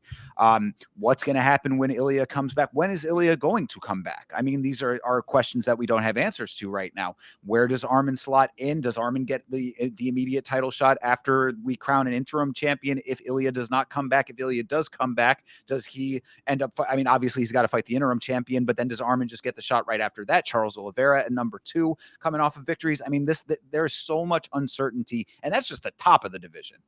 Yeah, no, this one definitely a clusterfuck. But in actuality, this has been the division that everybody has always stated the most competitive. This is the most fluff for the divisions. There's a lot of good fighters in these divisions that are not even ranked. And of course, we can get into that right now. I mean, guys, Chris motherfucking Duncan. What is the fucking problem here? I mean, are we serious, Dariush? Chandler? I mean, Hoofy? I mean, listen, guys, I get the hype is real, but like, are we serious right now? Like, this is a guy who needs to be in the rankings, like ASAP. Like, how did we fuck this up? Well, I mean, look, if we're okay with people being in the rankings and the losses don't matter, then get Mateusz Rambecki on the goddamn list. Listen, I was he was on my mind, but listen, he obviously takes losses, but he puts on fucking wars. He's the same. Listen, Chris Duncan though, he's on a win streak, No, and I these know. are Right, finish yeah, streaks. Yes, but no. of course. So when it comes to people like that, I mean, Bahamundez is another good person because he just beat Jalen Turner. And Jalen Turner was ranked before he retired. I'm pretty sure. Like, what's happening here? And I know Bahamunda's lost to Viziev again, but how does that make him unranked? And how I know Fares Zaim is unrightfully placed at 15th. He should be higher, but Bahamundez should definitely be on this list. Jalen Turner coming back with a finish. I'm not saying too much here, but he might need to be on this list, guys. Let me just say he looked Oh really yeah, good. very true. I mean, really, it's for him. It's just a matter of consistency. If he can stay consistent, he will be back on the list. Absolutely. What are you thinking about Mateusz Gamrot and all of this? Number 7. I think it's fair that he's right near Dan Hooker. I think in the fight with Dan Hooker, I believed he won. A lot of people says no, but that's what a split decision is, of course. So him being right near Dan Hooker, under him, because of what the actual outcome was, I think it is very fair. But BSD, I think with the momentum of this year, I think he should have jumped both of them. I'm not gonna lie. I'm with it. I'm with that. Well, at BSD, I think, yeah, no, I mean, no, you're right. Yeah, if you're saying if you're saying Benoit Saint Denis should have jumped Hooker and Gamrot, I think that's Yeah. probably in the cards as far as whatever the next update of this is. That absolutely is the case. Yeah, I said when we did our best of the year, I think Benoit Saint Denis has. I said that there was a case for Benoit Saint Denis being fighter of the year. I mean, it was a super dark horse. I didn't think that he actually was, but I really put him on there just more to make a point that coming off of the Dustin Poirier loss and then having the year that he had, I mean, he really raised his stock in a dramatic way. Dude, he lost to is fucking retired. Who cares? Renato Moicano's washed too. Who gives a shit? That's why we leapfrogged him. So we're good. BSD's fine. He's one of these dudes that I wasn't necessarily like, obviously I thought Dustin Poirier was going to beat him, and then when he did, BSD took his loss like a champ. I'm not going to lie. Some people know how to take losses, and he came back, took another bad loss against Moicano. I mean, that was just a brutal beatdown, and the doctor stopped it, of course. And then he came back with these two emphatic finishes, and he truly is becoming one of my favorite fighters. I mean, when you talk about marauders, that's that guy right there. I think of Benoit Saint Denis. I think of Chris Benoit Saint Denis. So I don't know if that's necessarily the association he would appreciate, but I understand the thought process. yeah, Yeah, looking over the list here, I mean, what we talked about with Max being on the pound for pound sort of plays a little bit into him being ranked he's got third to get a on. title shot soon, right? Come on, Uh, at lightweight. Title shot, title shot, title shot, title shot. I mean, how many times I want Max to have it so bad, but like it's tough to keep giving the same guy this it's a consistent roundabout with that. Yeah, too bad there's not two titles to go around in this division because there's a lot of people who are expected a title shot who rightfully could get a title shot, but who is going to get it is going to be the question. And the fact it's Justin Gaethje and Patty Pimblett, love it, love to see it. Justin Gaethje legitimately talking his way into this title shot is just a wild element to this. Was not talking. It was playing golf. It was rounds of golf that got Golfing him his in there. way, Yes, golfing his way exactly. in. Okay, yeah, that does change things slightly, I'm sure. But yeah, I mean, it is crazy that that is the matchup for the interim title. But of course, we understand that based on the dynamics being at as they are with the top of the division with Ilya and everything that he's going through. New video on the channel by the way about that, so check that out. But yeah, I mean, it's kind of crazy, but this is the sport. This is what the organization wants to do, so it's going to be what it's going to be. Charles Oliveira always just kind of circulating either number one, number two belt, whatever. Like he's always just in the equation up there. Dan Hooker dropping. We've already talked about that a little bit. That makes definite sense to me. And yeah, I mean, to Dariush be being fair, with how bad he looked, yeah.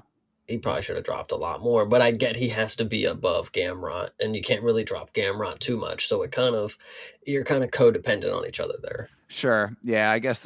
Yeah, I can see it. I can see that aspect of it, but it still just does not sit right with me based on how bad of a beating that was. So, but yeah, I mean, I think that you hit most of the major points that I have. I think my big wild card for this is if Mauricio Hufi is going to be able to bounce back because I have been saying that basically since we saw this guy debut, I was like, he has a style that is going to be figured out by the more elites of this sport. We saw that to be the case. Now the bounce back is going to be way more important than ever because if he does not come back in an emphatic way and make that style work for him against the upper echelons of the sport, then he's just going to continue to be figured out over and over again, in my opinion. True. And what's unfortunate about this class is there's so many people and there's just too many different, generic fighters that are just lightweights that I can't tell you too many prospects that I think off the top of my head that are lightweight fighters. When I think of lightweight guys right now off the top of my head, I mean, Sadikov, nope. Yeah, he's cooked and he definitely don't deserve to be ranked. So Oh, breaks my heart. I really want to believe that Sadikov bounces back and that was just a really off night for him. I want to believe that because of what we've seen. Give him fight of the year. I mean, like, obviously we know that the guy is capable, but Perez I am just made him look so bad in that fight. It's hard to see a fighter that you have as much hope in have something like that happen to. As I put him on the fraud checklist as well. I mean, like that, which is crazy. So hopefully we see a resurgence there. And again, if it's just a one-off bad night, chalk it up to exactly that. If we start seeing any kind of consistent losses there, then yeah, maybe it's something that was a flash in the pan that really wasn't all that to begin with, which sucks. I don't think he was lightweight. I think he was probably bantamweight, but I think it off the top of my head. This is another pull from the Contender Series. If you remember the Pink Panther, the Scouse, Yes, yeah, the that dude with guy is going to be, yeah, the very like him. thick glasses. Yes, And not just that, but also has his outro music. I don't know if you caught that. We'll bring it up one more time. He gets an outro music for the Pink Panther theme song. That's next level shit. That's like getting pyro in WWE. I mean, it means something. So word. just Yeah, absolutely. No, a bunch of Contender Series people that are probably going to be coming in and shaking things up in a bunch of these divisions. You've been pulling some really good ones, but there are probably a bunch of other ones that just haven't made the yeah, indelible impression just yet. So I 100%. like it though. All right. Well, that is that division lightweight. Let's move on to welterweight. Of course, your current champion is Islam Makhachev. Number one is Jack Della Maddalena. Number two is Shavkat Rakhmonov. Number three, Ian Machado Gary. Number four is Michael Morales. Number five, Bilal Muhammad. Number six, Carlos Prates. Number seven, Sean Brady. Number eight, Kamaru Usman. Number 9, Leon Edwards. Number 10, Joaquin Buckley. Number 11, Gabriel Bonfim. Number 12, Gilbert Burns. Number 13, Jeff Neal. Number 14, Colby Covington. And number 15, Daniel Rodriguez. What do you think?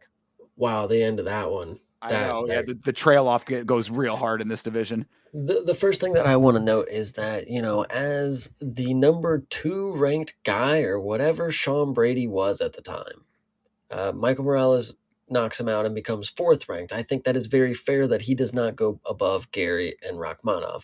Now, Ian Gary, I do believe should have been ranked higher than Rachmanov. I know he lost, but Shavkat is not fighting, and Ian Gary is the only dude to actually take that fight, not get finished, and make it close. Same thing with Prates. Take the fight, win, but not just win, but not get finished. What Carlos Prates has done to everybody before, everybody after. not any, not Ian Gary in between all that. So I think Ian Gary should have been rightfully ranked number two, if not even the number one contender here. This is Well, crazy. and what's crazy to me is that, these lists are updated, I believe, on a weekly basis, I want to say, or maybe after events, is when they do the updates. But Ian Gary just beat Bilal Muhammad. Shavkat has not fought since his fight with Gary, yet they somehow moved Shavkat up for what reason exactly? I mean, why was there a raise for Shavkat going up a rank and then Ian Gary going down one? Well, there was an AI out there, and he just pulled some information off Shafkat, probably. Big facts, big facts. AI coming in to take the rankings makers' jobs away over here. Well, other than the top of the division, which this division is so stacked, this is the most competitive division I would say right now. As far as active competition goes, you've got legitimate up and this is what happens to a division. When I talk about divisions being shaken up, this is the outcome of that, because this division just went through a major shakeup and continues to be shaken up to an extent with Islam taking the championship. But you have a bunch of guys who fought their way into the top of the rankings. But this is a post shakeup world, and you've got a crazy bunch of guys in here very hungry to make even bigger names for themselves. This division absolutely is one of my favorites, and it actually was. I would say I'm not necessarily excited for what's coming, and I'll explain why. I've said this before, but this division, of course, welterweight, the Wild West. This is what we used to have because everybody was so hungry in this division, and they were so elite at striking and what they did, and they were always putting on great performances. But there was no clear cut victor. Everybody was always saying it's Shavkat. When Shavkat's healthy, he's going to be the champion. He's going to beat this and that. He's going to do that. And that. He ain't been healthy. He ain't been around. We've had so many people that are reaching for this number one contender spot that have been so close, that have been getting it. They gotta give it to fucking Bilal Muhammad at a point, because there's just so many good opportunities that once we get Bilal his opportunity, because we know it's rightful, he'll just keep beating the bums. We give him the opportunity. He gets the belt. Cool. Then he gets beat. We get him out the picture. We never talk about him again. But when you have people like Carlos Prates, you have somebody like Michael Morales, Ian Gary, Jack Della, for example, is another good one. I think these are really good, young, hungry guys who you can't really say is the clear cut contender, number one contender. But at the time, that was when the champion was so easily dethroned, in my opinion, by an elite striker that we've had in a lot of these guys. But now Islam's the champ, guys. That dream is over. He beats all of these guys. There's I don't care how elite of striking they have. Islam is probably gonna beat them. Like I hate to say it, but I'm gonna have to see some hope. I'm gonna have to see something that gives me hope. Like that right there. That right there is going to beat Islam Makhachev. And the only thing that makes me say that, unfortunately, is the number eighth ranked guy, Kamara Usman. And that's the unfortunate part, because the legacy will carry him to be able to get this opportunity against Islam. And I think he has the best opportunity to defend his wrestling. That's just me, though.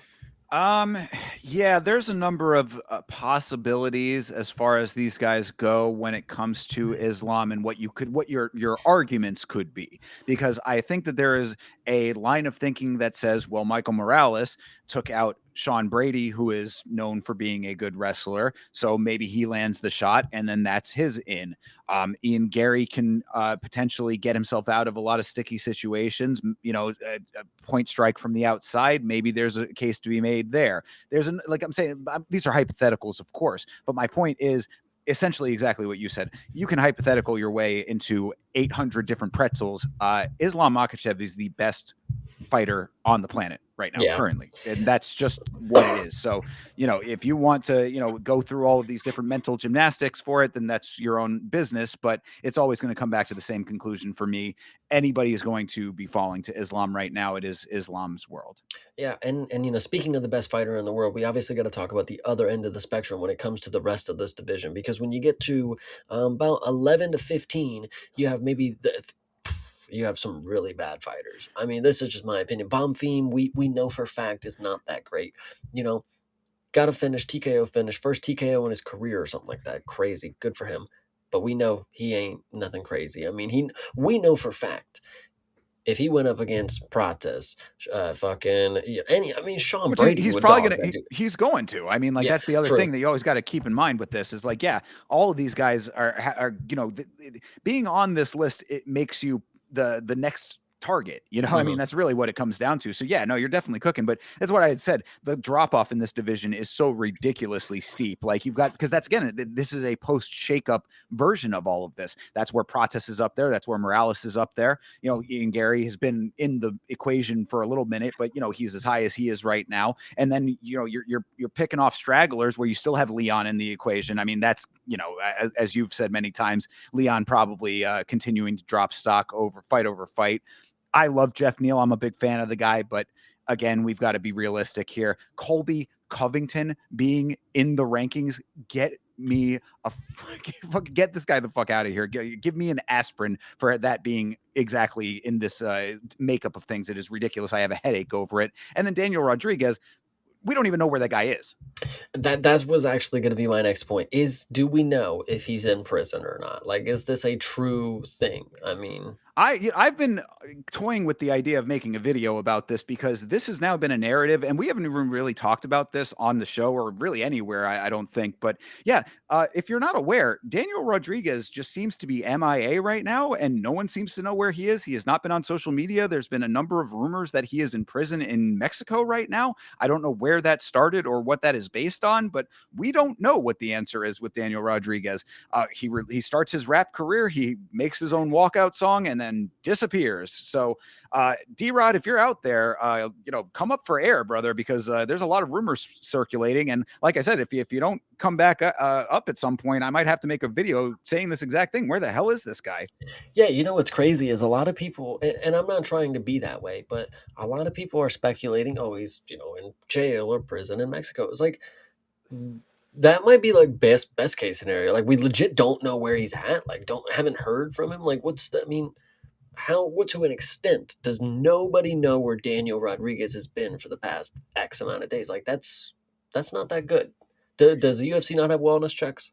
Yeah, yeah. I mean, this is I mean, maybe somebody knows and he's just laying very, very low, but why? That's the big question to me. I mean, you know, he's coming off of the victory over Kevin Holland. This is not exactly a time to lay low and you know, bide your time. I mean, Your rap career could be taken the fuck off, dude. Like, exactly. I mean, I've been waiting to hear these bars personally. So yeah, I mean, you know, D-Rod, we're gonna have to find out what the deal is there. But not these bars. yeah, for real, exactly. I want rap bars, not you behind bars, D-Rod. Come on, brother. Yeah, he must have misheard the crowd. Like, yeah, give us the bars. He's like, fuck, I gotta go. I know exactly where I can do that. Yeah, so I mean that's an interesting one there, of course. Also on this list, Gilbert Burns. Come on, bro. I mean, this is time to, beyond time for Gilbert Burns to not be ranked at this point. Yeah, no, absolutely. I just find it cute that Jeff Neal just like jumped one over Colby. It's not Well, like the whole list jumps Colby. It's like, nah, Jeff Neal, you're probably better. You can have it. I mean, if there's activity is playing any part in that, then okay. But again, we talked about Shavkat and Ian Gary having a little flip flop for no reason. So why Jeff Neal and Colby Covington flip flopping for no reason seems very strange. But Colby being on the list at all is crazy. So yeah, I mean, Gilbert Burns, Colby Covington. We talked about D-Rod, a little bit different circumstances, but you know, again, Leon Edwards being on there. Uh, there's basically, if you cut it off at Kamaru Usman, that whole maybe Joaquin Buckley can also still be in that mix to a little bit more of an extent. He'll probably come back and still get some good wins, but basically after number 8 down, there needs to be a little bit more of a reworking there, and I'm sure we'll see some of that coming into the new year here. Yeah, 100%. All right. Well, anything else that you got on welterweight before we move on? I think welterweight is going to be very interesting. Some contender series guys that I don't know if he was welterweight or if he was middleweight. Oh, I'm sorry. The Brazilian paratrooper. That guy was pretty cool. Yes, I remember who you're talking about. I forget his name off the top of my head. But he did walk with a limp, and somebody did confirm jumping out of planes, landing is hard on the knees. So everybody just keep an eye out on some injury. Listen, I don't know. Hey, well, if anybody has shown us that rumors about knees can be easily debunked, it would be Mr. Kamaru Usman at number 8. So, True. just saying. All right, well, good deal. Yeah, I mean, welterweight. You know, I'm just my own final thoughts over here. Welterweight is the hottest division right now, and it's not even really all that close, in my opinion. Danilo Doncheco. Love it. Yeah, definitely. Oh, and also his training partner, our boy oh god, the Bellator guy. Oh, yeah. Yaroslav Amosov. That's his name. Actually, he should be ranked. I mean, Jeff or not Yeah. Jeff Neal, Neil Magny for a decent amount of time was ranked, and he's gatekeeper territory at like 14th, 15th. That dude comes in and subs Neil Magny on his fucking debut. Yeah, he needs to be over Daniel Rodriguez and Colby Covington. Or at least dropping one of those off, I would say. Yeah, I mean, I would say that again, that's one of those things that's going to shake out pretty quickly, I would think. But yeah, Amosov, I think that a ranking is probably in his very near future. True. One more fight. All right, next up is middleweight. Of course, your inactive champion, Hamzat Chimaev. Number 1 is Dricus du Plessis. Number 2, Nasruddin Imavov. Number 3, Sean Strickland. Number 4, Anthony Fluffy Hernandez. Number 5, Brendan Allen. Number 6, Israel Adesanya. Number 7, Caio Bahayo. Number 8, Rainier de Ritter. Number 9, Robert Whitaker. Number 10, Jared Cannonier. Also number 10, I guess tied for 10th or 10/11. Next up is Michael Venom Page.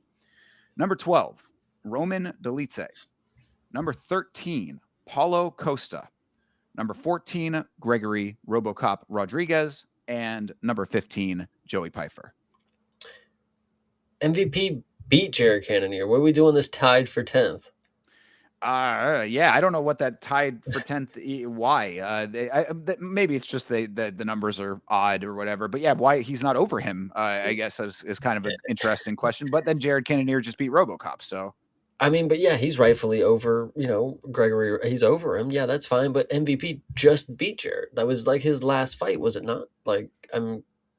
Oh yeah, that was his last fight. Was it? I think so. Yeah, It good was a point. while ago, but like, are we not? Are we going to Huh? factor in activity, or are we are not going to factor it in? Because this is his most recent performance was against Jared, and he beat him. How is he ranked below him? Paulo Costa still being ranked is pretty fucking I mean, nutty. yeah. Shout out to Lachlan in the chat saying that exact Oh, thing. I mean, damn. it is criminal. Absolutely, Paulo Costa. Paulo Costa, who had pulled out of 7 fights in the past and now has done it again coming into the new year, ranked still. Give me a break. Yeah, I want to see what my boy Marshall has to say about this one because the thing that sticks out to me most is, there was a lot of talk going around that if Hamza became champion, there was only one person that was going to be able to beat him, and that was RDR. And I want you guys to know that I was very confident that there was one person on this planet. If that could be the person to beat the person to beat the champ, that was going to be Brendan Allen. And he comes in at number 5, and there is an opportunity, some way, somehow, that he gets to fight Hamza. I think you guys will be very surprised at how much better he does than Dricus at losing. But either way, he's still very, very good in my opinion. I think he shocked the world, and I think, I mean, ranked number 5 is pretty crazy. I think I don't know, guys. Brendan Allen really shocked the world. I think he made some major improvements and came out here and did what a lot of people wrote him off for. It's rightful that he's under Anthony Hernandez. I'm pretty sure Fluffy beat him already, so I think that adds up. Strickland and Fluffy supposedly going to have a fight. Kind of doesn't even make sense for 3 and 4 ranked, but who gives a shit? Let's see what happens. Yeah, I mean, sure, yeah, all very true. The one that is sticking out to me, and maybe it's just because it hasn't been updated yet. Yeah, I'm very curious when they do these updates because the one that's jumping out immediately to me is should Bruno Ferreira be on this list? I would think. No, I mean, granted, Vittori is not on this list either. He was just But on the list like 2 months ago. That's the yeah, crazy part. exactly. So I mean, they dropped him off altogether, but Bruno Ferreira does not enter the list. Why? I mean, that does not make any sense to me. Yeah. So I mean, there's I that. agree with Chad, by the way. His IQ is bad at times. Yeah, a lot of times. But either way, and he's gay. But either way,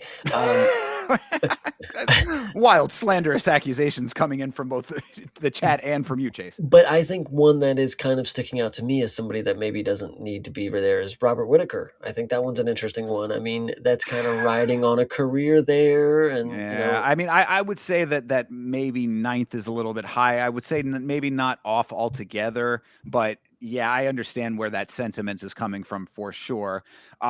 I mean, we talked a little bit about him or touched on it at least, but Rainier de Ritter, after retiring on the stool, that is just that is such a blemish. That is just that's a mark that cannot wash off in this sport, in my opinion, man. So no matter what, I mean, I think it was you who just posted in the Discord just today about Rainier de Ritter saying that he acknowledges that his cardio is shot. Like these are not things that bode well for you in the rankings of this sport. So him being anywhere near, I mean, top 10 is just still very crazy to me. I would say if you drop Paulo Costa off, you drop Rainier de Ritter down.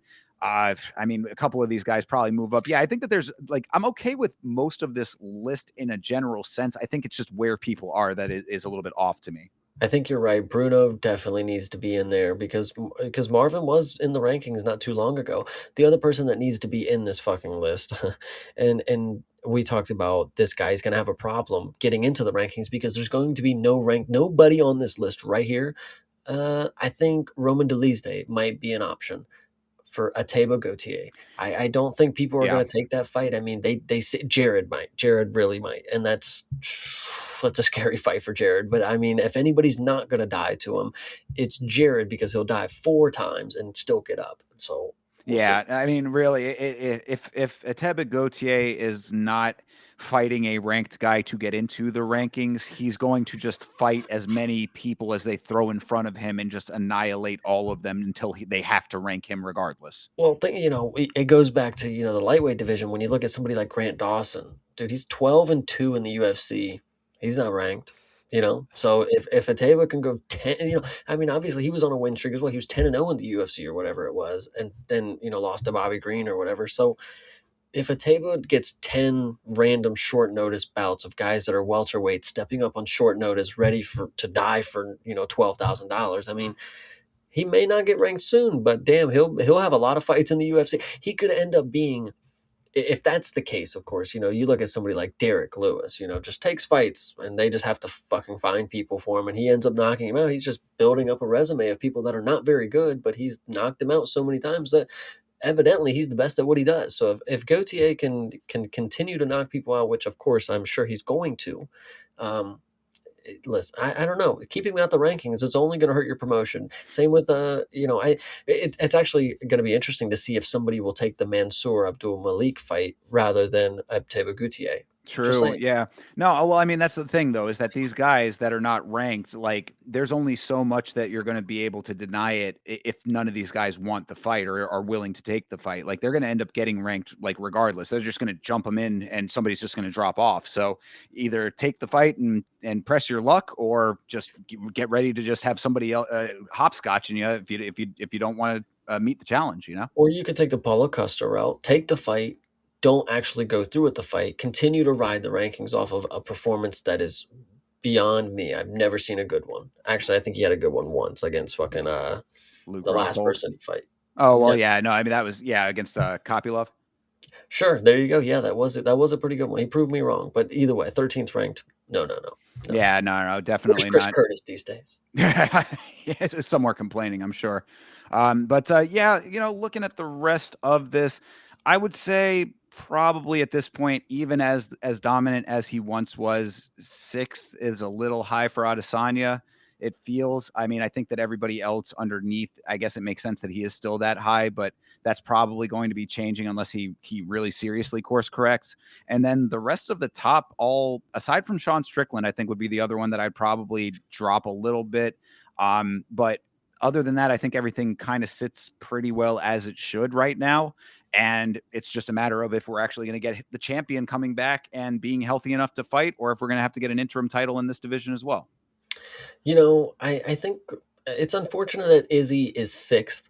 Not that it's high or anything. I think it's honestly decently ranked because I think he probably will beat the guys that are below him. But I think it's unfortunate that he's ranked sixth and Kaio's ranked seventh because I think that's one of the best stand-up matchups that we have in this division right here. They'll probably Um, do it though. I think that that's a fight that makes sense based on everything else. So I would really like to see them in the stand up.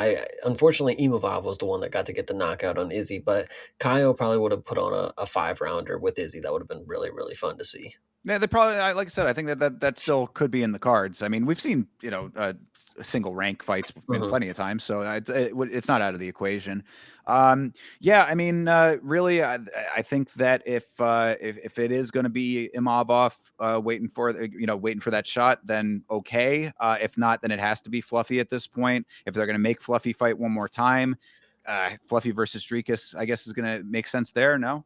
That's what I was gonna say. I mean, where does Dreekus fall into this? Because Hamza is foot hurt. His foot's a balloon or something. You know, Imavov is getting the belt shot next. Apparently, Dreekus is somehow left out of the equation that he should get an immediate rematch. But I also think it's kind of him playing his part. Like, I don't really want an immediate rematch because he'll probably fuck me up again. Like, not really fuck me up, but win in a boring fashion, just like he did the first fight, because we clearly don't have the answers for it. So what is DDP's Doodoo P? What is he? What's his next one? Like I said, I think that it makes sense for him versus Fluffy. I am, you hear often from me that like I'm not a fan of the immediate rematch. The immediate rematches to me need to be based on the performance in the fight. When Dreekus and Sean Strickland ran it back, that made sense because it was a very close first fight. A lot of people thought that Sean won that fight. So it makes sense for an immediate rematch in a circumstance like that. In a circumstance like Dreekus versus Hamzat, it was a mauling. It was a one-sided affair for 5 rounds. There was not a single moment that I mean, maybe at the very, very end, you'd have to go with a microscope to find the moments that Dreekus had in that fight. That to me does not scream immediate rematch. So I would be of the mindset that, if Fluffy Hernandez is waiting in the wings for his title shot, if it was going to be Reinier de Ritter before that, and then what happened with Brendan Allen, that takes both, maybe Brendan Allen somewhere in that equation, but Reinier de Ritter is out of that. So Fluffy's the next guy aside from Nasruddin Imavov. You give him the former champ, and then he waits for the shot after that. Yeah, I can kind of dig it. Yeah, I'm just out of everybody. Look at the list right now for this division. Who's the most stock in for you? I'm gonna go ahead and say after this performance, Brendan Allen. I'm excited to see what you got. What you because you look locked in. You look like you're motivated. You see an opportunity, and you aren't gonna let this operate. All in, Allen. I am all in on you, buddy. I know, yeah, you have definitely come around in a big way to Brendan Allen. I certainly also enjoy his fights, and I would like to see, I would like to see him have that stock race. I'm good with that, but if the answer for me is definitely Fluffy, I think that Uh, Fluffy he's the guy, bro. I mean, like after that, it pained. We had a category. This is a slight inside baseball, very quick derailing here. Side note, but we had a category that we didn't get to in the year end wrap up. That was like our personal favorite fight endings. And like I didn't have anywhere else to put it. And we didn't end up doing that category on the show. But had we done that category, I had to somewhere in the year-end wrap-up make some reference to Fluffy versus Delitze because that was one of the most thorough trouncings that we have mhm. ever seen. I mean, like the things that Fluffy did in that fight. I mean, he was like a drill sergeant, up down, up down. I mean, making dictating every motion there. It was such a dominant performance, and then to see that the wrestler Fluffy Hernandez also had hands as well. Total package as far as I'm concerned. He's my guy right now. All right, I like it. I'm excited to see how this shapes out. Not gonna lie. Same here. A lot going on over there. All right. Well, let's move on to the light heavyweight division. Of course, your current champion, recrowned Alex Pereira. Number one is Yuri Prohashka. Also number one. Number 1/2. I've got to call it two. If he's below him, I don't care if it says 1 and 1. It's 1 and If 2. they wanted it to be the same, they'd put them next to each other. Exactly. A slash is in order for that. So, 1/2, whatever you want to call it. Number two, Magomed Ankalaev. Number three is Carlos Olberg. Number four, Khalil Roundtree. Number five, Jan Blachowicz. Number six, Azamat Mirzakhanov. Number seven, Jamal Hill. Number eight, Volkan Uzdemir. Number nine, Dominic Reyes. Number 10, Bogdan Gushkov. Number 11, Alexander Rakic. Number 12, Johnny Walker. Number 13, Nikita Krylov. Number 14, Zhang Minyang. And number 15, Alonzo Menefield. This one isn't actually too bad. There's some that stick out. I mean, obviously, order is restored. We have our champion back, and Yuri's the number one contender. I mean, it's like we went back in time. You ever seen Hot Tub Time Machine? I hit it last night. Either way, Magomed being the fact that they won't actually list him as number two. I mean, buddy, you just got knocked out by the current champ. You are not ranked number one And currently. So then went off into, like I said earlier in the stream, went off into a hole in the ground, never to be heard from again. facts. And then I think Carlos Oberg is the rightful second, ranked guy in the division. He's proven himself at this point. I think Khalil Roundtree being fourth, I mean, I know he's only recently lost to the champ and the number one contender, but beating Jamal Hill in your only recent win. Listen, people want to talk about it was 4D chess and it was a dominant victory. Sure.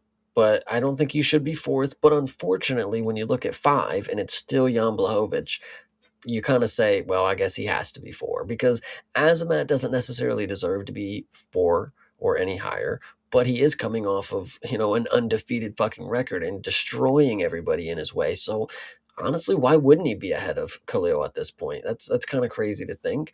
But the only other one that sticks out beyond these ones, of course, is fucking Nikita Krylov, brother. Get out the rankings. Get out the rankings. He's about to get knocked out by some random dude. Like I don't even know if it's anytime that he is fighting, I will be fading him, and it's nothing against him personally, but I just there was a lot of people who were very confident that he'd beat Dominic Reyes, and all Dominic Reyes had to do was throw a basic boxing combination and just he slept this dude straight on his fucking face. It's not the craziest thing for me to think that he can be beat because I've seen people do it in very easy fashions. So if Nikita Krylov comes out here and he beats somebody that I'm rooting for, sure, give it to him. But I don't think he should be the 13th ranked guy in the And world because, go ahead. so I was just going to say, and also Krylov just got knocked out again after that, right? No, Yeah, I forget by who. Vulcan, I believe, did that. Wasn't it You Vulcan are Istamir? correct. Yeah. Probably. Yep. So I mean, yeah, I think you're making some big points. Continue. No, yeah. And it's just crazy, Nikita Krylov being the 13th ranked guy at light heavyweight. I'm just not buying it. I'm just not buying it, especially at light heavyweight, because listen, there's not maybe he has to be in the rankings. Maybe there's not that many of them out there that I could think of off the top of my head that are necessarily going to come in here and make a big impression. But the 13th ranked guy, I'm just not thinking it's Nikita Krylov. I'm Oh, just not. say well, and to that same basic line of thinking, I mean, this might be crazy to some people because this guy seems to have a lot of fans, regardless of what the record shows. But Alexander Rakic, he has never been that guy. I mean, I understand this is a division that like it's another one where like the top of the heap, kind of like the cream rises to the top, and then you get like everything else thereafter. But like he has just consistently been losing now, and I've never seen anything out of this guy aside from his earlier days before he was getting himself into the rankings that would lead me to believe that he's going to have some kind of major resurgence. Mirzakhanov took his face off. It is what it is, people. I am like you love it, hate it. I really don't care about this one. Rakic does not deserve to be 11th in the world. I tell you what it is, and I think it obviously is a misconception because I agree, 11th in the world is pretty crazy. But Rakic, when he went up against Yuri, I saw a good skill set on a fighter. He could kick somebody very, very fast. He has very powerful legs. But unfortunately, when you're fighting Yuri Prohashka, I've come to know kicking him in the legs, that does not make you good. That is because he does not check kicks. That is because he does not care. So it does not make you a god that you can, make, Yuri kind of hobble around because you still got finished at the end of the day. But I was riding on the hope that he looked decent enough against Yuri. But I've learned most people do until the fight is over and they've lost. That was going to be my point. Yuri is a great fighter for fighters to go up against to show their skill set in those early rounds, but then you know what's going to happen thereafter. So it's like, yeah, do your best against Yuri, and for exactly what you just outlined is exactly what all fighters like have the opportunity to do with Yuri. Is like, whatever your best skill set is, go ahead and display it. Then when Yuri ends up somehow pulling the victory out, you can use that to ride and stay around. But then after that, you still need to capitalize thereafter. You have to win your fights thereafter. Rocket's not doing that. 100%. So, yeah, other than that, I think that I'm kind of in line with you. I guess the other note that I want to make, because I feel like this dude gets faded so hard. Carlos Earlberg, you said it. Carlos Ulberg deserves to be where he is at. I Mhm. know that he is not the most exciting guy. City kickboxing, outside, point fighter, whatever you want to say. The guy wins his fights. He has been pretty, pretty definitively good, in my opinion. What do you think about all of those factors as far as him getting a title shot, though? Well, I think you gotta. It's not necessarily about the title shot, but you just gotta see what he's done recently to the people around him. Alonzo Menafield, he finished him in the first round. Alonzo Menafield went on to not get finished by people after that. Dominic Reyes came out here and was finishing people. He comes out here and finishes Dominic Reyes. Like it's just how you look at it. I know it's all a perception thing, but like these weigh in my mind. It's like, damn, he's doing it against the people that were doing it against the people. Like, I don't Yeah, know. and Goldberg so was I good. mean, and that's kind of what I'm getting at too. It's like, yeah, the perception of him being somewhat boring, and granted, he's not the most charismatic guy, so that does not play very well into the like overall perception. But yeah, finishing guys over here, working his way to it, because again, a guy who's not that charismatic, he did not talk his way into anything. This dude went out there and did the job. Sometimes a little bit more point fighty than others, but like you're saying, if he's finishing the guys that he needs to finish, I would say the title shot has to be somewhere in the equation for him. I think this year has to be Carlos Solberg getting a shot. And if not that, of course, I mean, you get the second best option by going against the former champ and probably one of the greatest fighters that this sport has ever seen, Yuri Prohashka. Can you really be upset? I mean, yes, you can because it's not your title shot and you can't be a champion. But if you're somebody who, for this example specifically, if you're somebody like Wei Li Zhang, you understand the moment that facing somebody so great as a Yuri Prohashka is bigger than fighting for the belt. This is legacy. This is resume building. If I beat Yuri, who else is there? Like, or if I go against Yuri and have a fun fight, like that should be the ultimate goal, of course. So Sure. Yeah, absolutely. That being said, with this, I mean, I guess the wild card, just to touch on it, what do you think about the potential rumors slash hinting slash et cetera about the champ moving up to heavyweight? I mean, I've been saying this is the move that should have been done a while ago. I said it way long ago. They should have done Alex and Big Tom, but who am I to say? Now, if Alex wants to step up to heavyweight, that's fine. But we're about to talk about in a second the matchups that I don't want to see with Alex because there's certain people that have to settle some business. So All right. Well, yeah. We're still waiting on the announcements for the White House card, so there is potential that that ends up being part of the announcement. I tend to, based on what we've heard and the current shakeup of who is available and who the organization might want to put on that card, I think that there is possibly a potential move up for that exact reason in the upcoming months, weeks, whatever. We That's just a wait and see kind of thing. But yeah, I mean, I wouldn't be against it. 3 division potential champ. That's kind of crazy to think about. I mean, what can you do in this sport when double champ has already been achieved? Something that's never been done before. Yeah, so I triple mean, champ it is. yeah, legit triple C. How about that? True. All right. Well, that being said, let's move on over to heavyweight. Your current champion at heavyweight, Mr. Tom Aspinall. Number 1 is Cyril Gahn. Number 2, Alexander Volkov. Number 3, Sergey Pavlovich. Number 4, Curtis Blades. Number 5, Waldo Cortez Acosta. Number 6, Jalton Almeida. Number 7, Sergey Spivak. Number 8, Derek Lewis. Number 9, Ante Dalia. Number 10, Marcin Tybura. Number 11, Shamil Gaziv. Number 12, Tai Tuivasa. Number 13, Mick Parkin. Number 14, Walter Walker. And number 15, Taliesin Teixeira. Well, to start, the reason, I mean, it's all politics, and even if that were the case, I don't even think that applies to this because Walter Walker, he's better than the 14th ranked heavyweight in the world. He literally could be right behind Derek Lewis if he wanted to. I mean, he is. He did want that, and he does do that. But the And he's fact that fighting he's not, coming up. He's fighting Derek Lewis. So I mean, we're gonna find out, no, I guess, right? not Walter. But what did you not just say, Walter? Waldo is Oh, fighting. Waldo. Excuse me.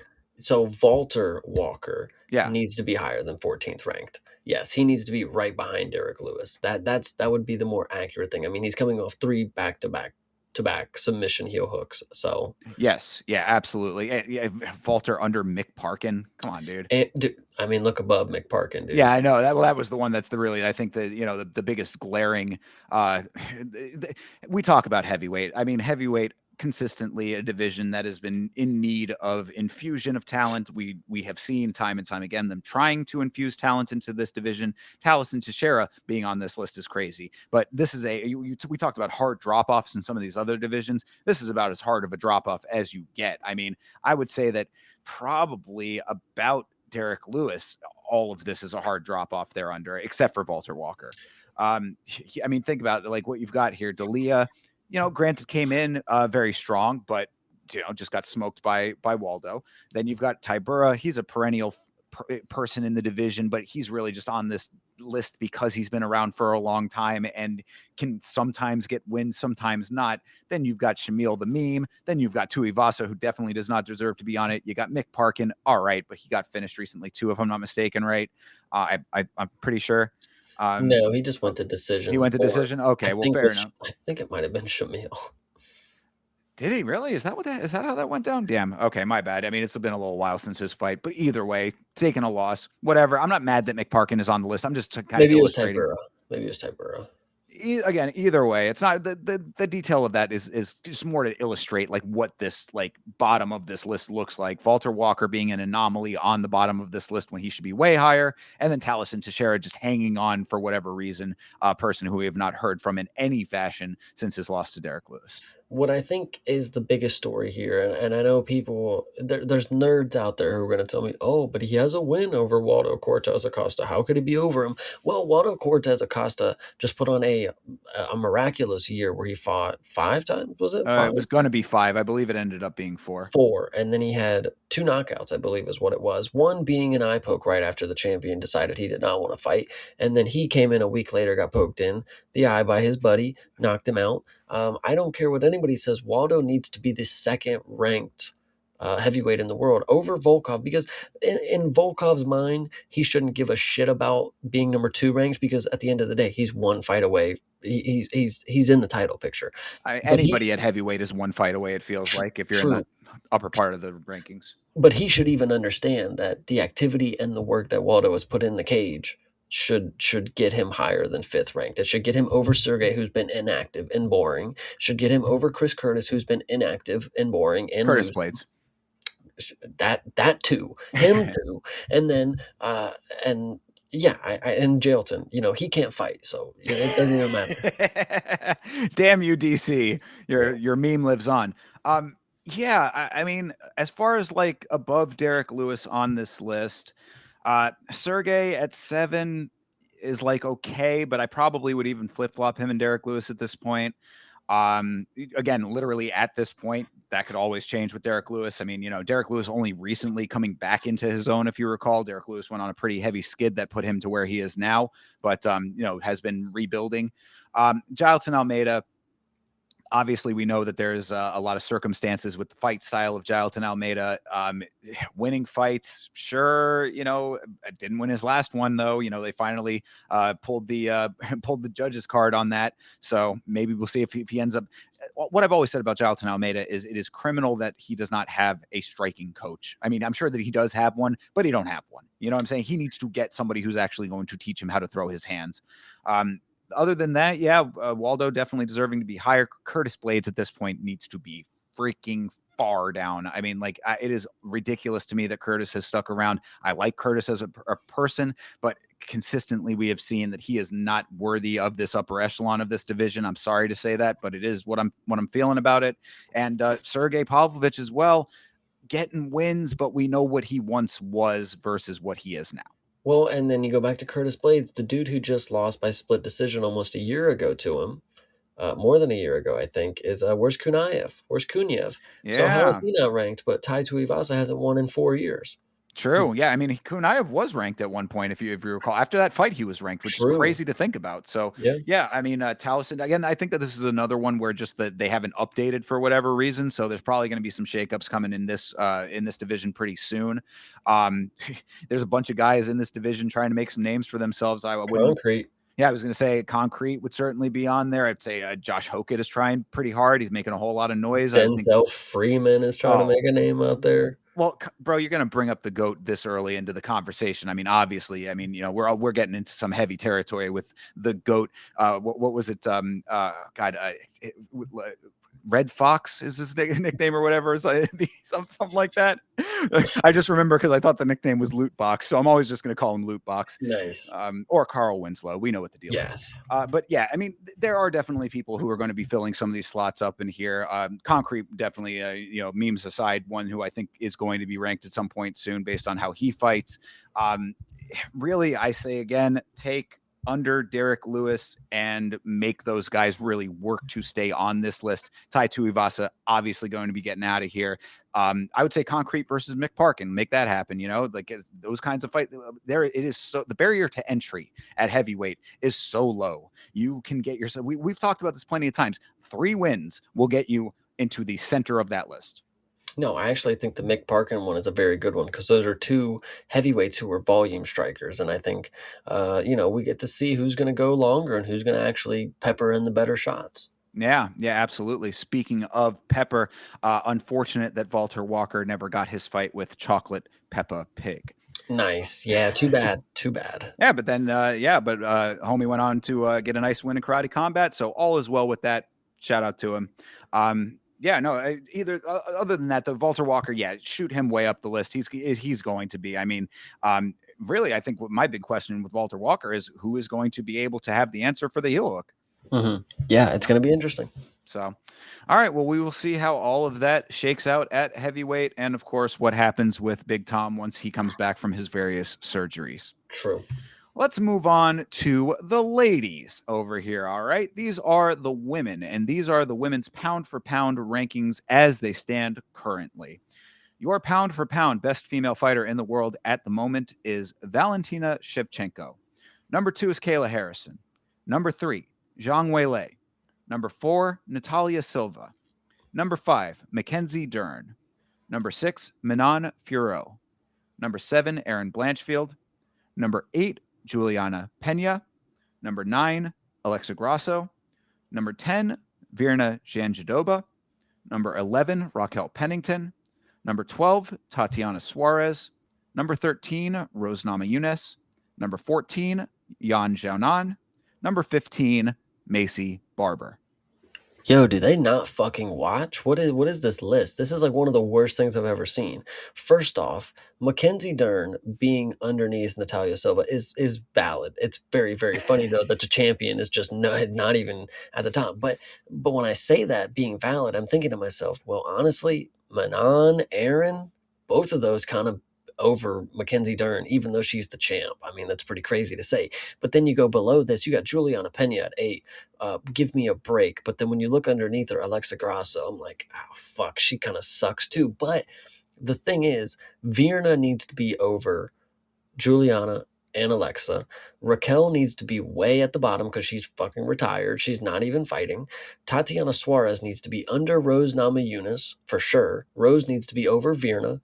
And Macy Barber needs to get the fuck off the list. What are you doing here? Are you kidding me right now? She just had a dominant victory, brother. What are we talking about? No, yeah, I don't know. I agree. I mean, what she needs to do is nut up and fight Erin Blanchfield like she was goddamn supposed to. I mean, we've said this time and time again. You've harped on this point, and I think very validly. I mean, Macy Barber pulling the Armin Sarukian, the savvy navigation of your career, your way into your position. I think that's a ridiculous thing. So based on what you were saying, I mean, Natalia Silva, man, call me a hater, and I'm sure that I am off of this one, but I am not sold yet. I think that what we saw, because Natalia Silva was the one who beat Alexa Grasso, I believe, and it was supposed to be her big, this is Natalia Silva, hear me roar. She was on the main card of a pay-per-view to show the world, and it was a boring fight with a decision win. And I'm like, that to me does not scream number 4 pound for pound in the world, especially when you're behind Zhang Weilei. You mean to tell me that you are next in line after Zhang Weilei? Please give me a break. That does not track to me. I would say that Virna has more of a claim to that than she does, but we know why that is what it is. Yeah, aside from that, I think basically you hit most of the points. I think that yeah, Manon, you said Manon and Aaron need to both be over. Mackenzie Dern, valid. Juliana Pena, I think it's hard to say that, like dropping her off altogether is the right thing to do, because she did just lose the title basically. But then of course everybody thought that Raquel won the fight against her. The activity of Raquel does kind of play into that. We do need to see her come back like that. If she wants to stay anywhere in this equation, she needs to come back and get another solid victory. But I wouldn't go so far as to say drop her off because of how close that fight was. Rose Namajunas being as low as she is does seem kind of crazy, but we kind of know why. And yeah, Yan Jianan is just a sad case to me, because I really thought that she could have been more than she ended up becoming. What the elephant in the room is, unfortunately, excuse me, is that there is a fighter on this list who is in the UFC. I mean, but not on this ranking, and she's clearly, if not two, I would number say this one. is pound for pound. This is yeah, this is pound for pound for sure, and she's going to be fighting at the White House most likely. Amanda Nunes. Yeah, well, she dropped. I mean, we know why she dropped off. I mean, that's she took herself out of all of the equation, of course. But I mean, if you rightfully put her back into the equation once she steps back into the cage, I mean, pound for pound, I mean, she's gonna be number two. I mean, I think Valentina holds the number one spot right now just because she's Ooh. been doing it in the time off. But Amanda Nunez steps in that cage. I mean, she's pound for pound two at best, you I know? mean, yeah, that's the interesting element of it. Do they even put her back on the pound for pound before the fight just to have her in there, and then what happens after that? I mean, I would say just keep her off and then just slot her in wherever, whether if she wins, she's always been pound for pound best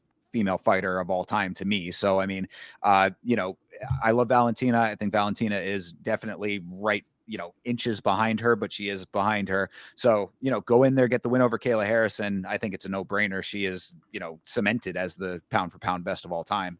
True. I mean, and I guess we really did need to point that out. This is Amanda Nunez we're talking about. Yeah, So exactly. So, but yeah, other than that, I think that mostly everything else, aside from what we mentioned, kind of tracks. Maybe Tatiana Suarez probably dropping down a little bit more would make sense eventually. I mean, Tatiana Suarez, another case that's in the same sort of line of thinking as Yan Jianan, and somebody who I thought had a lot more potential and did not live up to it when the rubber hit the road, so to speak. yeah. But yeah, other than that, I think we hit most of the major points on the pound for pound, unless you got anything else. No, I think that's good. All right. Well, then let's move on to the divisions. Of course, we have women's straw weight, and your current champion, as crazy as it may seem, is Mackenzie Dern. Number 1 is Zhang Weilei. Number 2, Tatiana Suarez. Number 3, Virna Jandiroba. Number 4, Yan Jianan. Number 5, Amanda Lemos. Number 6, Lupi Godinez. Number 7, Yasmin Lucindo. Number 8, Tabitha Ricci. Number 9, Jessica Andrade. Number 10, Jillian Robertson. Number 11, Amanda Hebos. Number 12, Fatima Klein. Number 13, Denise Gomes. Number 14, Angela Hill. And number 15, Alexia Thainara. This list is interesting. While there's not much that I would change, there are some things that I will go ahead and comment about. Of course, we have the champion, Mackenzie Dern. If you want to say Wei Lee's going to go ahead and get that belt back instantly, sure, we can believe that until we see it happen. But for now, we don't know what Zhang Wei Lei is going to do. Maybe she takes some time off. Who knows? Tatiana Suarez being number two, I mean, if that means anything in the grand scheme that she's going to get a fight for the belt soon, I think she probably will beat Mackenzie Dern. I think that is a very valid assumption. Tatiana Suarez is fine. You know, Mackenzie Dern is not somebody that I think is as great. She's somebody who's very beatable. And Tatiana Suarez, again, if she was touted to beat Zhang Weilei, she must be pretty damn good. Is all that I will say. When you come to Virna, of course, Virna beats her. I don't know how we fucking don't get this through our heads. She's the champ right now. Virna is the fucking champ right now. But either way, being third ranked, kind of valid, sure. Yan Shou now, we don't even worry about her anymore. She's been there, done that. We know she's gonna get there and get knocked down. She's gonna get back up and get knocked down. I'm whatever, done with it. The one that really stands out the most disrespectful one, Fatima Klein, clearly. Obviously. Yeah, I mean, number 12 ranked is ridiculous coming off of the, two finishes and then a war against Angela Hill, who's, again, bona fide gatekeeper. Crazy to think that she's not higher than somebody like Amanda Ribas, who got finished earlier in the year by somebody who has never got an official TKO in Tabitha Ricci. So, pretty crazy. Lupe Udinez, I think, is a very good shout for somebody decently ranked. Sixth is fine. I mean, under Amanda Lemos kind of sucks. Even though Amanda Lemos was supposed to fight, we probably would have got a good gauge of where she was supposed to be ranked, but she's got herpes and whatever. So Jessica Andrade still ranked. Crazy Yasmin Lucindo. All right, this one. Now, some of these are just thrown in here like a dartboard. Denise Gomes is another one that you just threw in there. Like, I don't know. Well, Jesus Christ. really, that was my biggest point, is that like what I see, and I'm sure that this note is going to come up again with the other divisions, is just that we need more quality women fighters. Period. I hate to say that. I know the perception out there for a lot of fans. Women's fights are bathroom breaks, et cetera, et cetera. I hear what you are saying with that. I understand the criticisms. You have very talented fighters sprinkled throughout this, I would say, but really the depth is the problem. Again, I'm sure that that's going to come up several times throughout this, but like, I mean, I'm already looking over to the next list and I'm like, Casey O'Neill, you know what I mean? Like, it's just like things like that. So like, my point is that really if you are a female fighter right now, what you should be thinking to yourself is that there are prime opportunities to put your name directly into the middle of this list pretty handily. I mean, you come in here again, like you just said, a win over Denise Gomes, absolutely within your reach as a female fighter in this division. There's several that I could name in that same ballpark. So, as far as changes that I would say to this, I'd say that up until probably Lupe, I'd probably swap Lupe and Lemos. But up until that point, that all is okay. Again, Yan Jianan, also another person that probably is going to end up dropping down unless she can really turn the ship around. I agree with what you said about Tatiana Suarez probably having an opportunity to beat Mackenzie Dern. Mackenzie Dern definitely beatable by a couple of the women on this list, as you had mentioned. So all of that's tracking.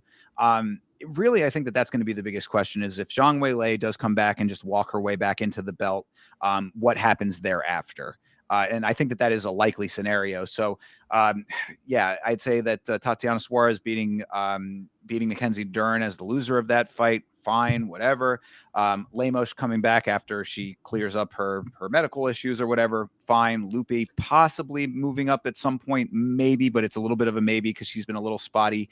And then as you drop down, Tabitha Ricci coming off of a victory, that a finish victory that does say something, but I've also not been super sold on her either. The loss to Yan Jianan sticks out in my mind. And then, like Jessica Andrade is just hanging on to the list because she's just still around, kind of thing. I would like to see Jillian Robertson move up. How about that? There's a positive. There's a good one. Yeah, I like that. Yeah, and then of course Fatima Klein we talked about. I mean, that's a no-brainer. Fatima Klein's going to be top 5 this year, I would say. I'd like Jillian Robertson to fight in Canada because I'm pretty sure she had the Canadian card and then fought the week after in the Apex. So. Yeah, that was very weird. I think we mentioned that on the show at the time. Yeah, very strange. She's a dual citizen kind of deal. She represents Florida, so obviously a little hometown representation for your boy with that. But she is also Canadian, so yeah, get her that Canadian love out there. They are big supporters of their fighters. Hell yeah. So, but other than that, I mean, Fatima Klein, top 5 makes sense. And then, we'll just have to see what happens with Dern.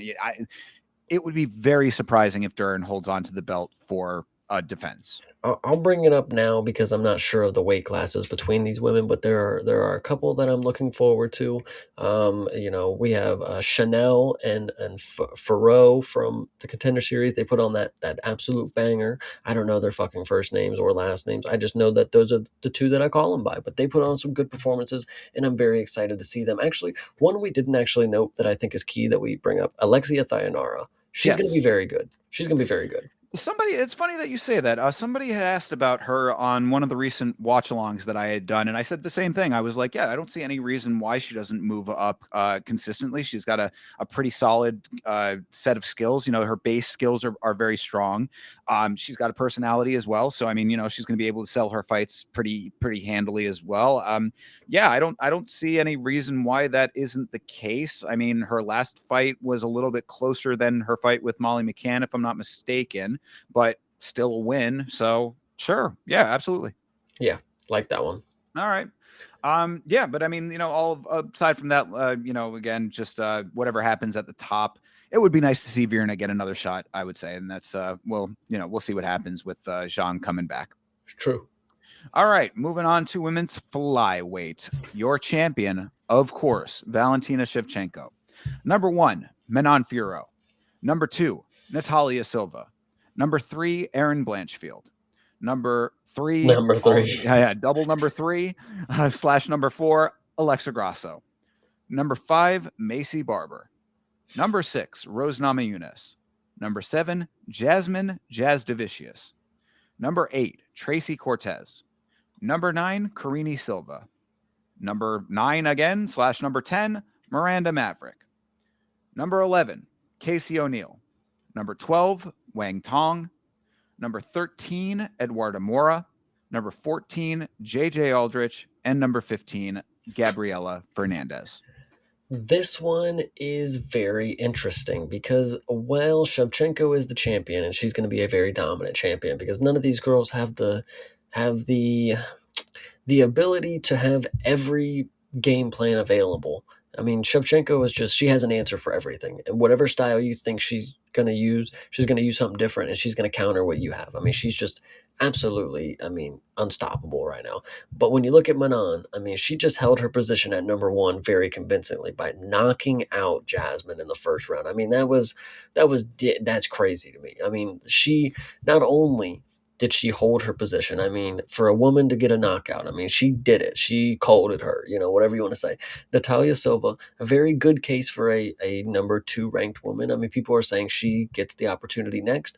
Shevchenko, we're going to see what she's going to do after, she just defended her belt against Wei Li. Is Natalia Silva going to be the one to get the shot? I think she would lose to what we see Shevchenko as now. I think Shevchenko would just catch her in too many traps. I think Natalia Silva would try to move around way too much in circle, and Shevchenko is just going to stand there and wait for her to actually come in and make the move, and she's going to counter it. Erin Blanchfield coming in off of a finish to Tracy Cortez is absolutely amazing. The fact that they tried to double tie her rank with Alexa Grasso is fucking ridiculous. Alexa Grasso fucking sucks right now. Like, what are we talking about?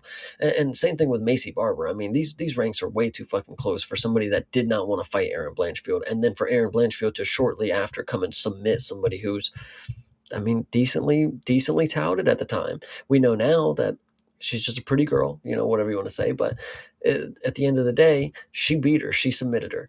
Rose Namajunas, I still think I'm not the biggest Rose fan. You guys will probably find clips of me shitting on her 24/7, but I think still wrong for her not to be higher than Alexa Grasso. That's pretty criminal.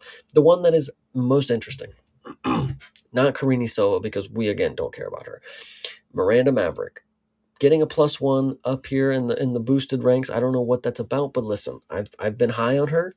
I think in her last performance, I was rooting for her to win, and she got hurt, and she finished up. I think she tore her ACL or meniscus, something like that in the fight. She's She, very good. she's also coming off of maternity, I believe. She just had a baby. True.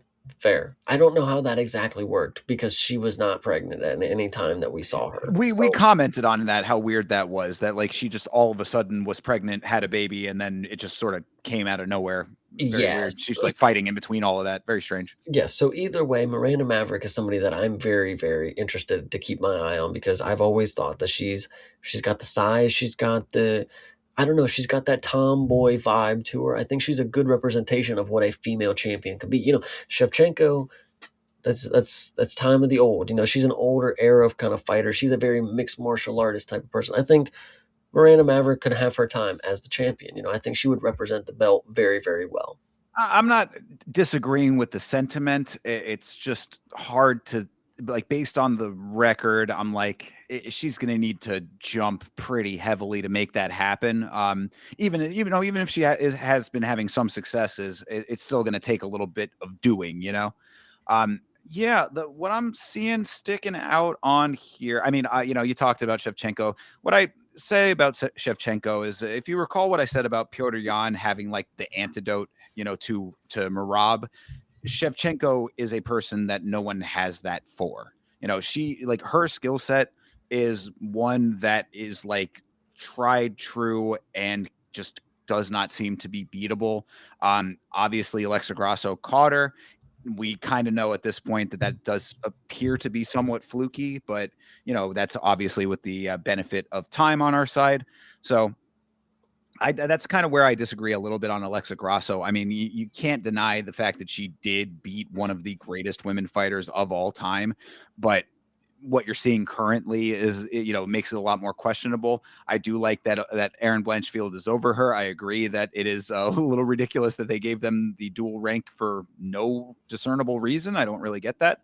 But yeah, I mean, Macy Barber being as high based on what we had just talked about is a little bit crazy with her. Savvy navigation is something that I don't think deserves to be rewarded as highly as it is with her. Aside from that, yeah, Tracy Cortez being as high as she is also does not track for me. We've said, I mean, Tracy skating by with some okay decision wins does not really move the needle for me.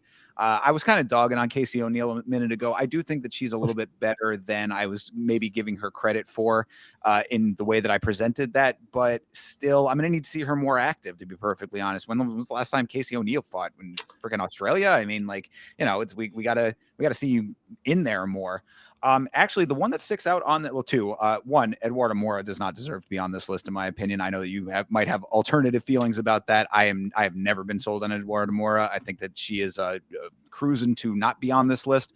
Same with JJ Aldrich. Her time, she had her opportunity to be higher on this list. She is not cut from that cloth. So it is what it is. The one that is sticking out to me as interesting about all of this makeup is actually number 15, Gabriela Fernandez. Had that big upset win over Wang Tong. Wang Tong, of course, number 12, right? That is her, yeah?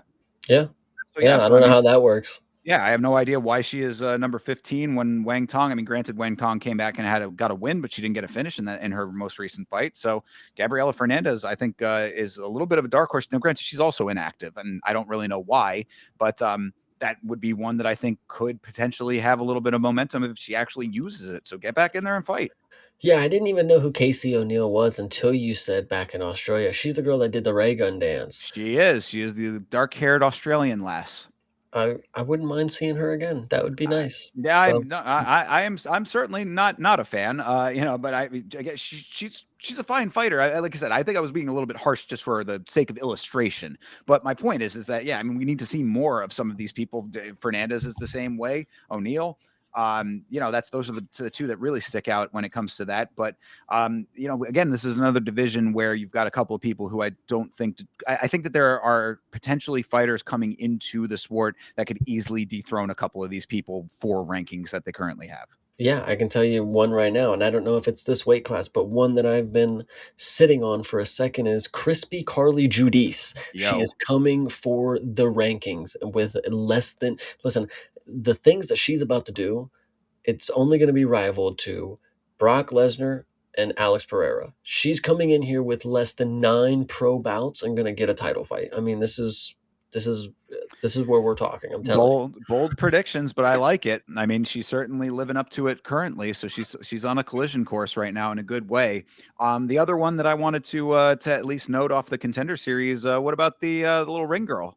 The Mm. one who used to be a ring girl and then now transitioned. She had a pretty good performance in there. I think she ended up losing that fight, but it was another one where they gave contracts to both fighters. I can't remember that one specifically, but that's a good shout. I'm excited to see all these contender series women because they do normally ball out. Yeah, because if you recall, we had 4 women fighters on the Contender Series, 2 women's fights. All 4 women got contracts.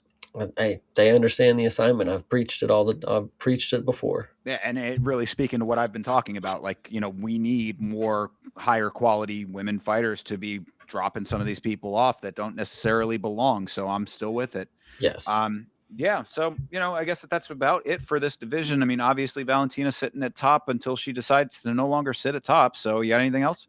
No, I think she's going to sit at the top until she has 16 rubies. I mean, there's a whole other side of that belt, guys. I don't know if you noticed. I was going to say, she's got to start the new belt. She's got to, just hang that one up in the shadow box and start on the next one. 100%. All right. Well, then to round this thing out tonight, we are looking at women's bantamweight. Of course, your champion at women's bantamweight is Kayla Harrison. Number 1, Juliana Pena. Number 2, Raquel Pennington. Number 3, Norma Dumont. Number 4, Ketlin Vieira. Number 5, Yana Santos. Number 6, Irene Aldana. Number 7, Macy Chiasson. Number 8, Eileen Perez. Number 9, Carol Hosa. Number 10, Jacqueline Cavalcante. Number 11, Myra Bueno Silva. Number 12, Nora Cornole. Number 13, Misha Tate. Number 14, Jocelyn Edwards. And number 15, Luana Santos.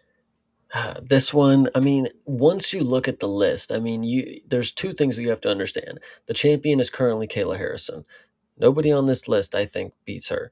Now, the second part of this equation is that Kayla Harrison is defending her belt against Amanda Nunes.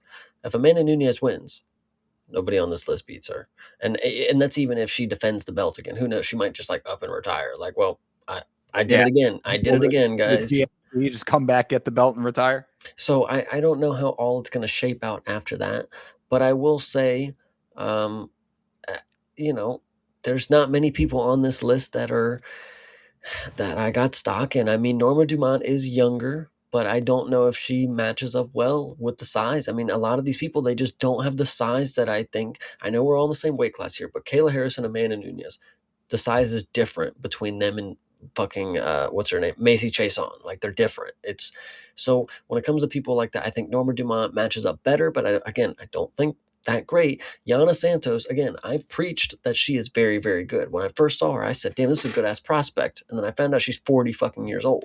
So I don't think much is in the bag for her. But she, again, very, very good coming off of a win.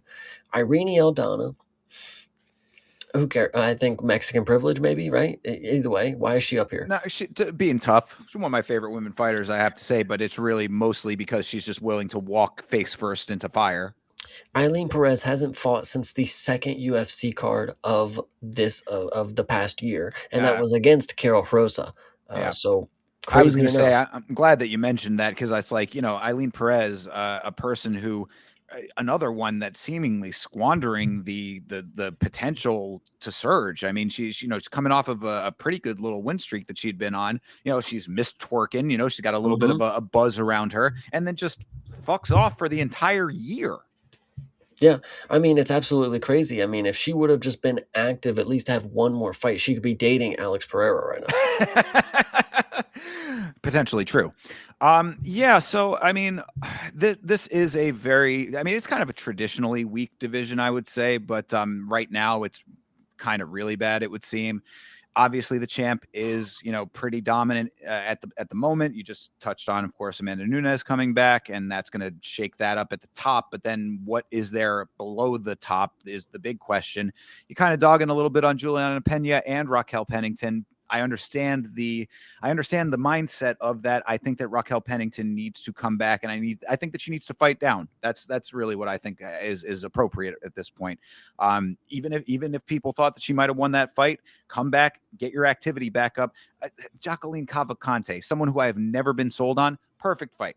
I mean, it's crazy you'd think because 2-10, but in this division, it's not that crazy to me. Yeah, So I would say that something like that. You can really pick any others that would make Macy Chiasson, who's been on such a terrible. She looks so bad lately. Someone who I had a lot more stock in. She major drop. I think I mentioned her on the stock drop list on the last episode. I mean, look at my MBS. I mean, Oh, she hasn't won since her title fucking opportunity. exactly. Yeah. So, I mean, there's a bunch of opportunities for Raquel Pennington to come back and remind people if she actually is that person. Everybody kind of forgets that her even winning the belt in the first place was a little bit ridiculous. So come back and prove it is really what this, again, the criticisms that I have are, you can take them as, oh, you're being a hater, but really what they should be saying is there are massive opportunities in this division right now. So go out there and make a name for yourself in a very real way. Someone else who I've never been really too sold on, Jocelyn Edwards, at 14 right now. I mean, she has potential to come back here and make this her division if she really wants to, if she's really about it like that. I mean, you've been a lot more high on her than I have. Go and prove it. Yeah, Jocelyn's pretty good, man. I do like her. She's fun. I think another person that I would be remiss if I didn't bring up in this segment, of course, is Luana Santos. I'm not necessarily too sold on her anymore, especially at bantamweight. I mean, she's gonna have to really do some work because uh, I look at 14th ranked at Jocelyn Edwards. Just speaking about her, I mean, she would beat Luana Santos in my opinion. I mean, this is listen. Jocelyn Edwards is not somebody to sleep on. I know she lost to Eileen Perez, but it was a split decision. And she snuck her backstage before the fight. So who really won the war, girl? You know, she left you with a black eye before the fight. Like, fuck you talking about? Like I said, I'm still skeptical, but she did look a lot better in her previous, or her last performance rather. So, starting to come around a little bit. I'm starting to thaw a little bit on that one. You talked a little about Irene Aldana. As I said, she's one of my favorite women fighters because she is so tough, but she needs to get a goddamn win. I mean, that's really what it comes down to. You can be as tough as you want, but as I have said, Felicia Spencer syndrome is very real. You cannot be one tough punching bag. You got to go out there and actually win. It's So. crazy how many people are on here that need a win and they're ranked fucking fighters. Irina Aldana is the one that you said. Macy Chiasson needs a fucking win. Carol Rosa, not necessarily in the position to need a win, but girl, you should probably do so. You got MBS, needs a fucking win. Has Misha Tate fought recently? This is needing a get the out the rankings type thing. I don't know. This is crazy. Yeah, well, I think she won her fight before last, but then she lost her last one. I think her last one was to Carol Hosa, I believe. I think that, right? Wasn't that where Carol Hosa she had a poor performance the fight before, and then she came back, I think, looking better. Nice. I want to say. Um, yeah, there's a couple in here with that, like Nora that. Cornell Oh, is who she actually fought. was it? Oh, well, then there you go. I mean, Nora Cornell, another one who's, kind of hot and cold, it would seem sometimes. Yeah, again, it all speaks to the depth of this division. I mean, it's open season for a lot of these people. Again, like you said, Yana Santos is, if she's not 40, she's damn well pushing it, and Yeah. she's ranked 5th in this division. There is a lot of opportunity to be had if you are fighting in the bigger weight as a woman. So get some wins. You're right, because you're right. I mean, a lot of this. I mean, Ketlin Vieira, someone who the current champ beat to get to where she is now. I mean, someone who kind of sticks around, but like if she's the 4th ranked, if she is the 4th best in it, and Norma Dumont is above that, there are opportunities to be had. Is what I'm saying here. 100%. Yeah, the bantamweight division, it's always there's always been rooms for opportunity. I mean, it is one of the newer divisions, like the newest in terms of whatever we're seeing here. So we just got to get our women to come around to. I don't know. You would think it's only 10 pounds more than 25, and 135 pounds is not a ginormous woman. Like it's just crazy to think that the bantamweight division is regarded as like the bigger women when it's just 10 pounds more. This is the same thing as bantamweight and flyweight men. Like so it's just crazy. Yeah, yeah. I mean, but then you have people like Macy Chiasson who have because I was going to say, oh well, I mean, obviously the height can affect that as well. But then you got a person like Macy Chiasson who is tall for the division and has not been doing great lately. So Mhm. it is just one of those deals at this weight. So hopefully we see some movement here. But obviously, all eyes, really. I mean, like it's sad to say again. I'm not even trying to be a hater, but it's sad to say that with all of what we just went over with 1 through 15, everybody's eyes are just at the top, and that's about it. True. So, 100%. and that is about it when it comes to your rankings for the current makeup of the UFC. I mean, the Ultimate Fighting Championship is what it is currently, and we have went through every division. So now you've gotten your primer. you are ready to go into the new year based on what we have given you from this. And hopefully, we will see some interesting matchups and some shakeups going on. People making those wins happen, especially with the ladies that we just talked about. A lot of opportunity to be had this year in 2026. Anything else, Chase? No, I think we did a really good job. I like this episode. Again, second year in a row, we got to do some sort of end of the year kind of a recap and then a beginning of the year look into what we have going. So this is good. I love to break it down a little bit to see what we may or may not be potentially right about. Absolutely. So, yeah, I mean, again, a little, I mean, not even really that short compared to our normal episodes, about on time. So, thank you guys very much for hanging out with us for this one. Appreciate you guys being here as always. On the channel currently is a video about Ilya Taporia and his allegations being levied against him by his future ex-wife. Check that out if you are interested in the subject. Give it a like if you enjoy it. Leave a comment about that one. Watch alongs happening all the time. We hopefully are going to be doing a Friday show as well. So, come and hang out with your boys again on Friday if we end up making that happen. Anything else? Yeah. Well, I think it is time for us to go ahead and spoil what our next MMA on film is going to be. Why not? We have started watching, and we need you guys to catch up with us. And it may not be what you guys have been requesting, but we need to get this one out the way because there are soon come a second part to what we are going to review. So what we are reviewing currently and what we are going to get to hopefully this week, if not this week, next week, we are reviewing Roadhouse 2024, and this is going to be a fun one. So go ahead. Anything you got to say? Oh no, I was gonna hope. I'm saying I'm hoping that we get this one out. Either this week or next. Yeah, I mean, Mhm. hopefully this week. I'd like to make that happen this week. So No, absolutely. yeah, MMA on film coming back. Roadhouse 2024 is the movie. Get your watches in now because you know that me and Chase go pretty in depth on our MMA on film reviews. So we are going to have a lot to say about that.